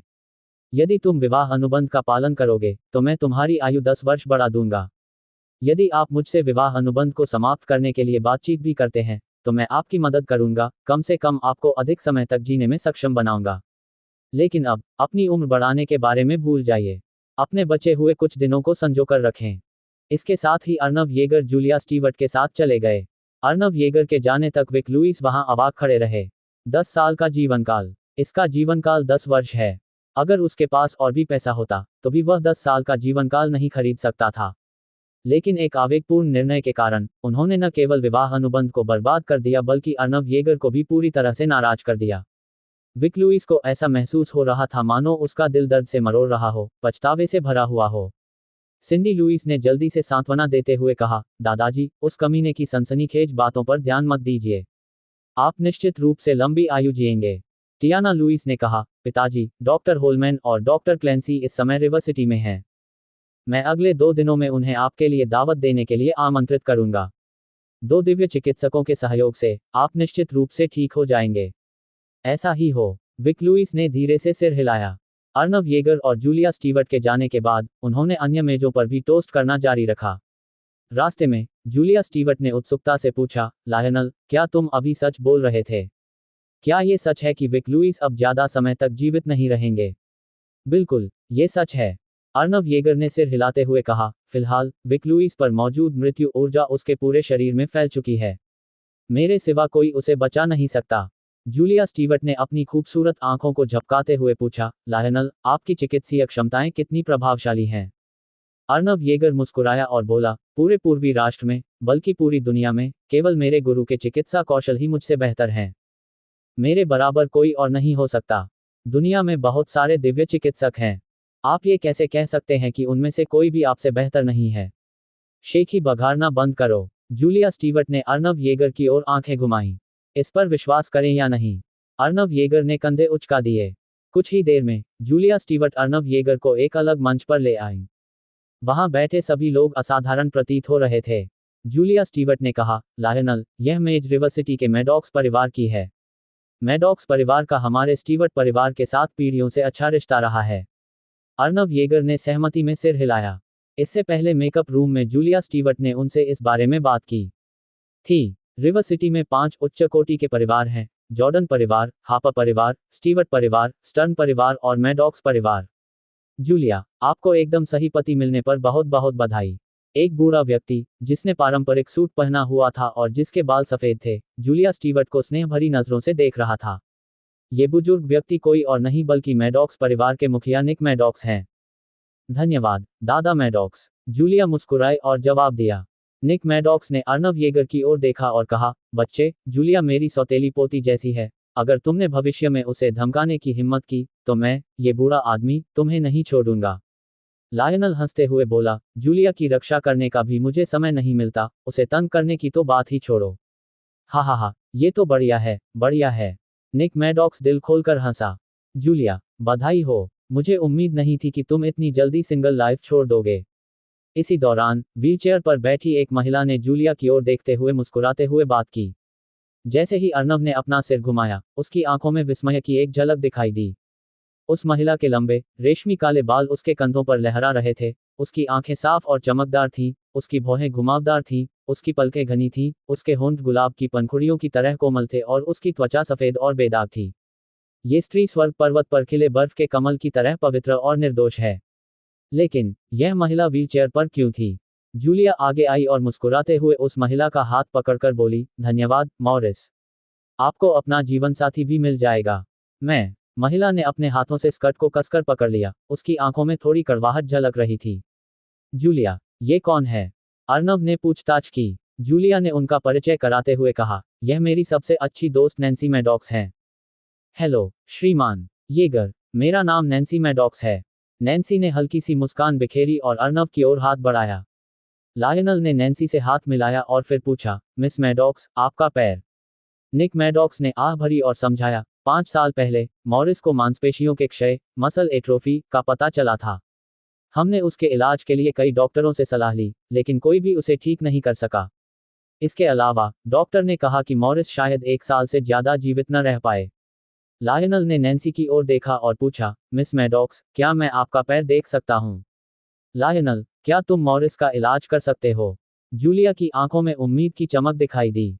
मैडॉक्स परिवार ने आशा भरी निगाहों से अर्नव की ओर देखा। अर्नव ने कहा, मुझे पहले स्थिति का आकलन करने दीजिए, यह कोई बड़ी समस्या नहीं होनी चाहिए। नैन्सी की आंखों में एक चमक दिखाई दी। उसने विरोध नहीं किया, बल्कि अपने पैरों को ढकने वाली स्कर्ट को ऊपर उठा लिया। जब स्कर्ट ऊपर उठाई गई, तो अर्नव की सांसें थम गईं। महिला के पैरों की मांसपेशियां पूरी तरह से क्षीण हो गई थीं, उसकी त्वचा लटक गई थी और उसका मांस पीला पड़ गया था, जिसमें जीवन का कोई संकेत नहीं था। अर्नव नीचे बैठ गया और महिला के पैरों को चुटकी से दबाया, फिर उसने उसके पैरों की मांसपेशियों, टेंडन और हड्डियों को महसूस किया। निरीक्षण पूरा करने के बाद अर्नव ने अपनी भौहें थोड़ी सी सिकोड़ीं। अर्नव के चेहरे के भाव देखकर मैडॉक्स परिवार के सदस्यों ने गहरी आह भरी। ऐसा प्रतीत होता था कि दिव्य चिकित्सक अर्नव भी नैन्सी का इलाज करने में असमर्थ थे। लायनल, क्या तुम मॉरिस का इलाज कर सकते हो? आप उसका इलाज कर सकते हैं, है ना? जूलिया ने जल्दी से पूछा। नैन्सी ने अपने होंठ सिकोड़कर कड़वाहट से कहा, जूलिया, मिस्टर के लिए मुश्किलें मत खड़ी करो। येगर, मैं अपने शरीर को सबसे अच्छी तरह जानता हूं, और शायद कोई भी मुझे ठीक नहीं कर सकता। किसने कहा कि आप ठीक नहीं हो सकते? अर्नव ने नाक सिकोड़ते हुए कहा, हो सकता है कि दूसरे लोग ऐसा न कर पाएं, लेकिन मैं कर सकता हूं। ये शब्द सुनकर वहां मौजूद सभी लोग स्तब्ध रह गए और सबकी निगाहें अर्नव की ओर मुड़ गईं। तुम अभी क्यों नाराज थे? जूलिया ने पूछा। नैन्सी की स्कर्ट नीचे रखने के बाद अर्नव खड़ा हुआ और बोला, मुझे लगा कि मिस मैडॉक्स की हालत थोड़ी गंभीर थी। उसे पूरी तरह से ठीक होने में कुछ समय लग सकता है। 19 अध्याय 019 मुझसे भिड़ो। वास्तव में, क्या आप वाकई मॉरिस को ठीक कर सकते हैं? जूलिया स्टीवर्ट, उत्साह से अभिभूत होकर, अर्नव येगर की बांह को कसकर पकड़ लिया। नैन्सी मैडॉक्स भी अर्नव येगर को खाली निगाहों से देखती रही, उसकी आंखों में आंसू उमड़ रहे थे। जब से उन्हें मस्कुलर एट्रोफी, मांसपेशियों का क्षय नामक बीमारी का पता चला, तब से उनका जीवन धीरे धीरे समाप्त होने लगा। उसे कभी उम्मीद नहीं थी कि एक दिन कोई यह दावा करेगा कि वह उसे ठीक कर सकता है। निक मैडॉक्स समेत मैडॉक्स परिवार के सभी सदस्य बेहद रोमांचित थे। आखिरकार, नैन्सी मैडॉक्स उनकी युवा पीढ़ी की विलक्षण प्रतिभा थी, जिन्हें मैडॉक्स परिवार द्वारा भरपूर प्रोत्साहन दिया जा रहा था। मांसपेशियों के क्षय से पीड़ित होने और व्हीलचेयर तक सीमित हो जाने के बाद भी नैन्सी ने मैडॉक्स परिवार में बहुत योगदान दिया। अगर नैन्सी दोबारा खड़ी हो सकें, तो यह निस्संदेह मैडॉक्स परिवार के लिए बहुत अच्छी खबर होगी। भावुक होकर, आंखों में लालिमा लिए निक मैडॉक्स ने कहा, लायनल, अगर तुम मॉरिस को ठीक कर सकते हो, तो हमारा मैडॉक्स परिवार तुम्हारा बहुत बड़ा आभारी रहेगा। सर मैडॉक्स और स्टीवर्ट परिवार पीढ़ियों से अच्छे दोस्त रहे हैं, और चूंकि मिस मैडॉक्स और जूलिया सबसे अच्छी दोस्त हैं, इसलिए मेरे लिए मदद करना सही और उचित है। अर्नव ने हाथ हिलाते हुए कहा, हालांकि मिस मैडॉक्स काफी समय से बीमार हैं। उसे पूरी तरह से ठीक होने में आधा महीना लगेगा। क्या सिर्फ आधा महीना? निक मैडॉक्स सचमुच स्तब्ध रह गया। उन्हें लगा था कि इसमें काफी समय लगेगा। जूलिया भी अचंभित रह गई। अगर उसने अर्नव को अपने दादाजी का इलाज करते हुए न देखा होता, तो वह अर्नव पर बिल्कुल भी विश्वास नहीं करती। अपने आंसू रोक न पाने के कारण नैन्सी ने अर्नव की ओर देखा और कहा, श्रीमान येगर, अगर आप मुझे दोबारा खड़ा कर सकें, तो मैं जीवन भर आपका एहसान चुकाऊंगा। अर्नव मुस्कुराया और बोला, किसी भी तरह के भुगतान की जरूरत नहीं है, मैं बस यह नहीं चाहता कि तुम्हारे जैसी खूबसूरत लड़की हमेशा के लिए व्हीलचेयर तक सीमित हो जाए।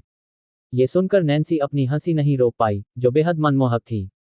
जूलिया ने सुझाव दिया, मॉरिस, इलाज की अवधि के दौरान आप मेरे घर पर क्यों नहीं रुक जाते? इससे अर्नव के लिए आपका इलाज करना भी सुविधाजनक हो जाएगा।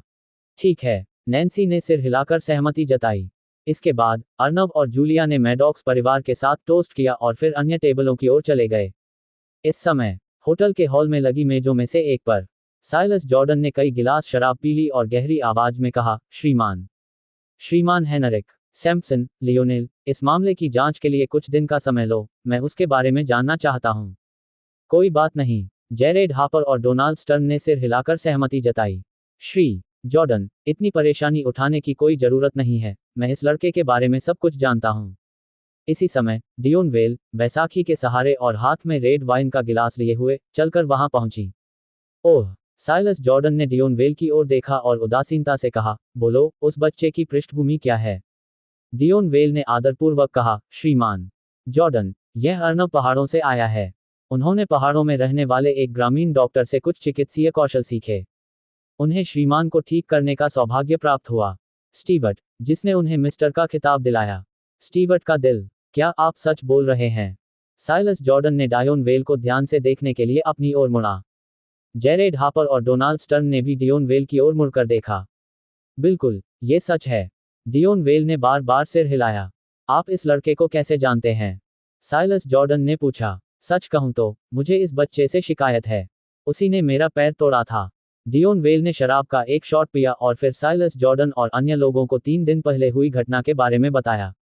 इसलिए जब उन्हें पता चला कि अर्नव येगर की सगाई जूलिया स्टीवर्ट से हो गई है, तो उन्हें पता था कि अकेले बदला लेना शायद संभव नहीं होगा। इसलिए उसने साइलस जॉर्डन को ढूंढ निकाला और बदला लेने के लिए उसकी शक्ति का उपयोग करना चाहा। डियोन वेल की कहानी सुनने के बाद डोनाल्ड स्टर्न जोर से हंसे और बोले, मुझे लगा था कि ये लड़का कोई असाधारण व्यक्ति है, लेकिन ये तो बस एक असभ्य देहाती लड़का है। जेरेड हापर ने भी अपना सिर हिलाते हुए कहा, एक देहाती लड़का हमारे भाई जॉर्डन से मुकाबला करने की हिम्मत करता है, उसे वाकई अपनी औकात का पता नहीं है। साइलस जॉर्डन हंसते हुए बोला, ये बहुत मजेदार है, मैंने तो सोचा था कि यह लड़का एक काबिल इंसान है, लेकिन ये तो बस एक असभ्य देहाती लड़का है। डियोन वेल ने चिंता से कहा, लेकिन जॉर्डन, स्टीवर्ट परिवार अब उसकी रक्षा कर रहा है। अगर हम उस पर हमला करते हैं, तो स्टीवर्ट परिवार निश्चित रूप से सहमत नहीं होगा। साइलस जॉर्डन ने घमंड से कहा, हम तीनों प्रमुख परिवारों के एक साथ होने पर, क्या आपको लगता है कि स्टीवर्ट परिवार उसकी रक्षा कर सकता है? यह सच है। ब्रदर जॉर्डन, ब्रदर हापर और ब्रदर स्टर्न के साथ मिलकर काम करने से रिवर सिटी में कोई भी उनसे मुकाबला नहीं कर सकता। डियोन वेल मुस्कुराए और उन्होंने बड़ी चतुराई से उनकी प्रशंसा की। साइलस जॉर्डन ने डियोन वेल की ओर देखा और कहा, तुम एक होशियार लड़के हो, भविष्य में हमारे साथ रहना। धन्यवाद, जॉर्डन। डियोन वेल बेहद खुश हुआ और उसने चापलूसी करने वाले की तरह जल्दी से साइलस जॉर्डन और बाकी दोनों के लिए पेय पदार्थ परोसे। लेकिन इस समय बाहर से एक बुलंद आवाज आई। अरे वाह, आज तो काफी चहल पहल है। इस आवाज का पीछा करते हुए अंदर कदमों की आहट गूंजने लगी। हॉल में मौजूद सभी लोग चौंक गए और प्रवेश द्वार की ओर देखने लगे। उन्होंने वर्दी पहने, काले कपड़े लगाए, खतरनाक दिखने वाले पुरुषों के एक बड़े समूह को अंदर आते देखा। नेता एक हटे कट्टे अधेड़ उम्र के व्यक्ति थे, जिनकी त्वचा गेहूं के रंग की और चेहरा दृढ़ था। होटल की सुरक्षा उन्हें रोकने में असमर्थ रही और उन्हें धक्का देकर एक तरफ कर दिया गया। इन लोगों को अंदर आते देख हॉल में मौजूद सभी लोगों के चेहरे के भाव बदल गए और वे खड़े हो गए। क्या ये ईस्ट यूनियन नहीं है? वे क्यों आए? क्या वे स्टीवर्ट परिवार की सगाई पार्टी में शामिल होने आए हैं? इस स्थिति को देखते हुए ऐसा लगता है कि ईस्ट यूनियन सगाई की पार्टी में नहीं, बल्कि उपद्रव मचाने के लिए यहाँ आई है। भीड़ में धीमी आवाज में कानाफूसी हो रही थी, उन्हें समझ नहीं आ रहा था कि आखिर हो क्या रहा है। दरअसल जो लोग वहां पहुंचे थे वे रिवर सिटी के पूर्वी जिले के पूर्वी यूनियन से थे। इसी दौरान अर्नव येगर ने भी लोगों के इस समूह को देखा। इसके अलावा उसने एक ऐसे व्यक्ति को देखा जिसका दाहिना हाथ प्लास्टर में था। ये लैरी ली था, जिसकी बांह उसने 3 दिन पहले तोड़ दी थी। अर्नव येगर ने अपनी आंखें सिकोड़ ली, ऐसा लग रहा था जैसे ये लोग उसी को निशाना बनाने आ रहे हों। जूलिया, इस ईस्ट यूनियन की पृष्ठभूमि क्या है? अर्नव येगर ने जूलिया स्टीवर्ट से पूछा। जूलिया स्टीवर्ट ने जवाब दिया, रिवर सिटी में कुल मिलाकर 4 भूमिगत संगठन हैं। ये पूर्वी जिले में ईस्ट यूनियन, दक्षिणी जिले में साउथ हेवन बिजनेस एसोसिएशन, पश्चिमी जिले में जिफेंग बिजनेस एसोसिएशन और उत्तरी जिले में नॉर्दर्न राइस कॉमर्स एसोसिएशन है। ये चारों संगठन काफी महत्वपूर्ण हैं। इनमें से प्रत्येक परिवार रिवर सिटी के उच्च वर्ग के परिवारों से प्रतिस्पर्धा कर सकता है। अच्छा, ऐसा है। अर्नव येगर समझ गए और उन्होंने फिर पूछा, उनका नेतृत्व कौन कर रहा है? जूलिया स्टीवर्ट ने कहा, ईस्ट यूनियन के अध्यक्ष शेरिडन जूल्स के अधीन 5 स्वर्गीय राजा हैं। ये व्यक्ति स्वर्ग के राजाओं में से एक है। उसका नाम मेगन जॉर्डन है और उसका उपनाम लालची भेड़िया है। ओह! अर्नव येगर ने सिर हिलाया, मानो उसे समझ आ गया हो कि क्या हो रहा है। जूलिया स्टीवर्ट ने भौहें चढ़ाते हुए कहा, हमारे प्रमुख परिवार हमेशा इन 4 महान व्यापारी संघों से दूर रहते हैं। मुझे नहीं पता कि ईस्ट यूनियन के लोग आज यहाँ क्यों आए हैं। अर्नव येगर ने अपनी आंखें सिकोड़ते हुए कहा, अगर मैं गलत नहीं हूं तो शायद वे मेरे पीछे पड़े हैं। आपके बाद। जूलिया स्टीवर्ट तुरंत चौंक गई, आपका क्या मतलब है? अध्याय 20, आत्मविश्वास कहां से आता है? लायनल येगर ने कुछ भी नहीं छिपाया और जूलिया स्टीवर्ट को 3 दिन पहले हुई घटना के बारे में बताया। अर्नव येगर की बातें सुनने के बाद जूलिया स्टीवर्ट का चेहरा ठंडा पड़ गया और उन्होंने कहा, डियन वेल बहुत ही दबंग है, किसी को तुम्हें पीटने का आदेश देने की हिम्मत करता है। मैं उन्हें कभी जाने नहीं दूंगा। ये कहने के बाद जूलिया स्टीवर्ट ने अर्नव को याद दिलाया, लियोनेल, बाद में सामने मत आना, मेरे दादाजी तुम्हारे लिए इस समस्या का समाधान कर देंगे। कोई जरूरत नहीं है। अर्नव येगर ने सिर हिलाते हुए कहा, सिर्फ इन लोगों पर भरोसा करने से ये मेरा कुछ नहीं बिगाड़ सकते। जूलिया स्टीवर्ट ने कहा, जहां तक मुझे पता है, मेगन जॉर्डन एक मार्शल आर्टिस्ट हैं जिनमें जबरदस्त ताकत है। इसलिए जल्दबाजी न करें। अर्नव येगर मुस्कुराए और बोले, चिंता मत करो, मेरी नज़र में यह आदमी कुछ भी नहीं है। जूलिया स्टीवर्ट ने बेबसी से अपना सिर हिलाया, उन्हें लगा कि अर्नव येगर बहुत ही अहंकारी थे। अर्नव येगर, आपको नहीं पता कि मार्शल आर्टिस्ट कितने खतरनाक होते हैं। भले ही आपके चिकित्सा कौशल अच्छे हों, इसका मतलब यह नहीं है कि आप मार्शल आर्टिस्ट का सामना कर सकते हैं। जब अर्नव येगर जूलिया स्टीवर्ट से बात कर रहे थे, तभी हॉवर्ड स्टीवर्ट ने अपनी समलैंगिकता का परिचय दिया। हॉवर्ड स्टीवर्ट ने पूछा, मुझे नहीं पता कि श्रीमान क्या कियाओ आज यहाँ है। केनेथ स्टीवर्ट, जस्टिन स्टीवर्ट और जूली स्टीवर्ट ने भी उनका अनुसरण किया। मेगन जॉर्डन ने हॉवर्ड स्टीवर्ट की निगाहों में देखा और पूछा, सर स्टीवर्ट, क्या वह लड़का अर्नव येगर आपका दामाद है? बिल्कुल, हॉवर्ड स्टीवर्ट ने जवाब में सिर हिलाया। मेगन जॉर्डन ने कहा, 3 दिन पहले आपके दामाद ने मेरे भाई लैरी ली का हाथ घायल कर दिया। मुझे स्वाभाविक रूप से अपने भाई के लिए इस स्थिति को अपने नियंत्रण में लेना होगा। तो अपने दामाद को जल्दी से सौंप दीजिए। मैं उसकी एक बांह तोड़कर उसे अपने भाई के सामने घुटने टेककर माफी मांगने पर मजबूर करना चाहता हूं। जैसे ही ये शब्द मुंह से निकले, पूरा दर्शक वर्ग हंगामा मचा रहा था। हे भगवान, पता चला कि ईस्ट यूनियन के लोग श्रीमान को पकड़ने आ रहे हैं। येगर, श्री येगर ने पूर्वी संघ के लोगों को नाराज कर दिया। मुझे डर है कि अब उन्हें खाने के लिए अच्छे फल नहीं मिलेंगे। यही है ना? एक बार एक परिवार के सबसे बड़े बेटे ने पूर्वी संघ के लोगों को नाराज कर दिया और पूर्वी संघ के लोगों ने सीधे उस परिवार को नष्ट कर दिया। सब लोग फुसफुसाने लगे। हालांकि सिंडी लुइस और लूसी लुइस बेहद खुश थीं। हा हा हा, ये गंवार तो गया काम से। लूसी लुइस विजयी भाव से हंस पड़ी। सिंडी लुइस ने भी उपहास करते हुए कहा, क्या यह आदमी अभी अभी अहंकारी नहीं लग रहा था? मैं देखना चाहता हूं कि वह अब भी कितना घमंडी हो सकता है। लूसी, क्या हो रहा है? विक लुइस ने असमंजस में पूछा। दादाजी, ये सब हुआ था। सिंडी लुइस ने 3 दिन पहले घटी घटना के बारे में विक लुइस को तुरंत बता दिया। ये सुनने के बाद विक लुइस भी हंस पड़े। लुइस परिवार के सदस्य भी हंस पड़े। आज अर्नव येगर की वजह से रिवर सिटी में उनके परिवार की बदनामी हुई। अब जब कोई उन्हें अर्नव येगर को सबक सिखाने में मदद कर रहा है तो वे स्वाभाविक रूप से बहुत खुश हैं। डियोन वेल भी बेहद उत्साहित थे। मुझे ईस्ट यूनियन के बदले की इतनी जल्दी उम्मीद नहीं थी। इस लड़के ने ईस्ट यूनियन के लोगों को नाराज किया था, इसलिए इसकी मौत हो गई। साइलस जॉर्डन ने मुस्कुराते हुए कहा, यह लड़का अभी अभी रिवर सिटी आया है, लेकिन इसकी हिम्मत कैसे हुई इतना घमंडी होने की और यहाँ तक कि ईस्ट यूनियन के लोगों को भी अपमानित करने की? इसे सच में जीना नहीं आता। इस समय हॉवर्ड स्टीवर्ट का चेहरा एकदम ठंडा पड़ गया।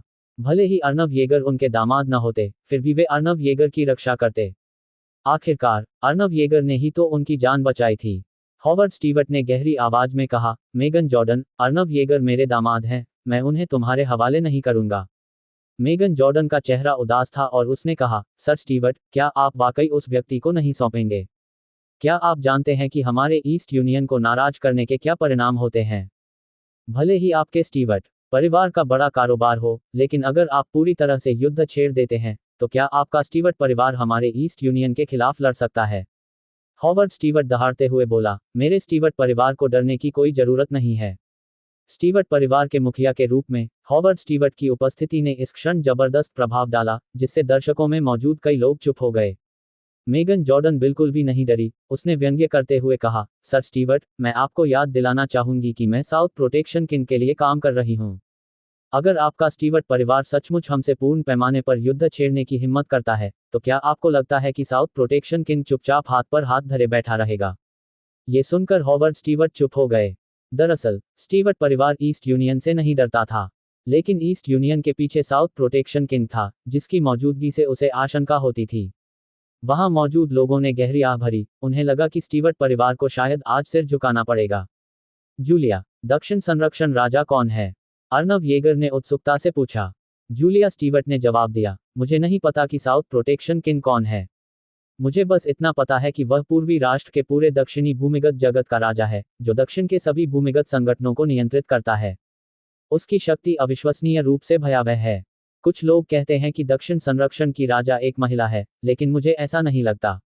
दक्षिणी भूमिगत दुनिया की सम्राट बनना एक महिला के बस की बात नहीं है। साउथ प्रोटेक्शन किंग, है ना? दिलचस्प। अर्नव येगर ने अपनी आंखें सिकोड़ ली और इस साउथ प्रोटेक्शन किंग में उनकी दिलचस्पी और बढ़ गई। इसी क्षण मेगन जॉर्डन ने फिर से बोलना शुरू किया।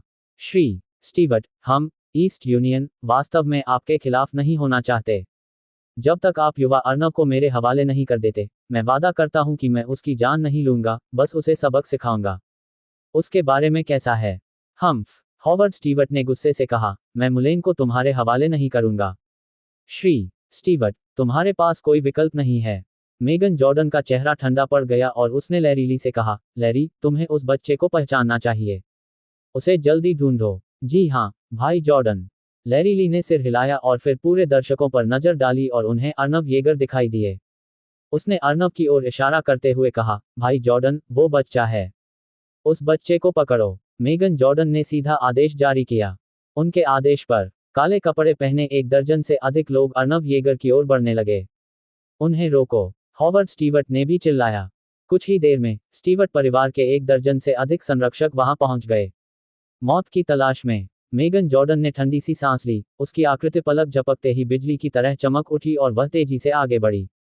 बस कुछ ही पल में बूम, मेगन जॉर्डन ने तुरंत एक मुक्का मारा, जिससे हवा का एक तेज झोंका आया और ध्वनि की गूंज सुनाई दी। महज एक मुक्के से कई रक्षक हवा में उड़ गए। फिर मेगन जॉर्डन ने लगातार 2 और मुक्के मारे और बाकी बचे रक्षक भी हवा में उड़ गए, जमीन पर गिर पड़े और कराहने लगे। इस दृश्य ने पूरे दर्शकों को चौंका दिया। यह मेगन जॉर्डन की ताकत है, इतनी ताकतवर कि सिर्फ 3 मुक्कों से ही उसने स्टीवर्ट परिवार के 1 दर्जन से अधिक गार्डों को ढेर कर दिया। ऐसा कहा जाता है कि मेगन जॉर्डन एक उन्नत स्तर की मार्शल आर्टिस्ट हैं, जो सैकड़ों के मुकाबले एक अकेली शख्सियत की तरह हैं। वहां मौजूद सभी लोग मेगन जॉर्डन को विस्मय भरी निगाहों से देखते हुए आपस में चर्चा करने लगे। सिंडी लुइस, लूसी लुइस और डियोन वेल तो बेहद खुश थीं। मेगन जॉर्डन अपने हाथ पीठ के पीछे करके खड़ी थी और घमंड से बोली, श्रीमान स्टीवर्ट, इन बेकार लोगों को ऊपर भेजने की कोई जरूरत नहीं है। उसी समय भूरे रंग के कपड़े पहने लगभग 1.7 मीटर लंबा एक बुजुर्ग व्यक्ति हॉवर्ड स्टीवर्ट के बगल में आकर खड़ा हो गया। ये बुजुर्ग व्यक्ति हॉवर्ड स्टीवर्ट का अंगरक्षक था, जिसका नाम सैंडी ली था। बूढ़े सैंडी, इस आदमी से निपटने की तुम्हारी क्या संभावना है? हॉवर्ड स्टीवर्ट ने पूछा। 70%, सैंडी ली ने जवाब दिया। हॉवर्ड स्टीवर्ट ने सिर हिलाते हुए कहा, ठीक है, कार्रवाई करो। जैसे ही सैंडी ली आगे बढ़ने की तैयारी कर रही थी, एक सुस्त आवाज सुनाई दी। एक साधारण सा मार्शल आर्टिस्ट मेरी बांह तोड़ने की हिम्मत करता है, और यहां तक कि मुझे घुटने टेकने और प्रणाम करने के लिए मजबूर करने की भी हिम्मत करता है। तुम्हारा आत्मविश्वास कहां से आता है?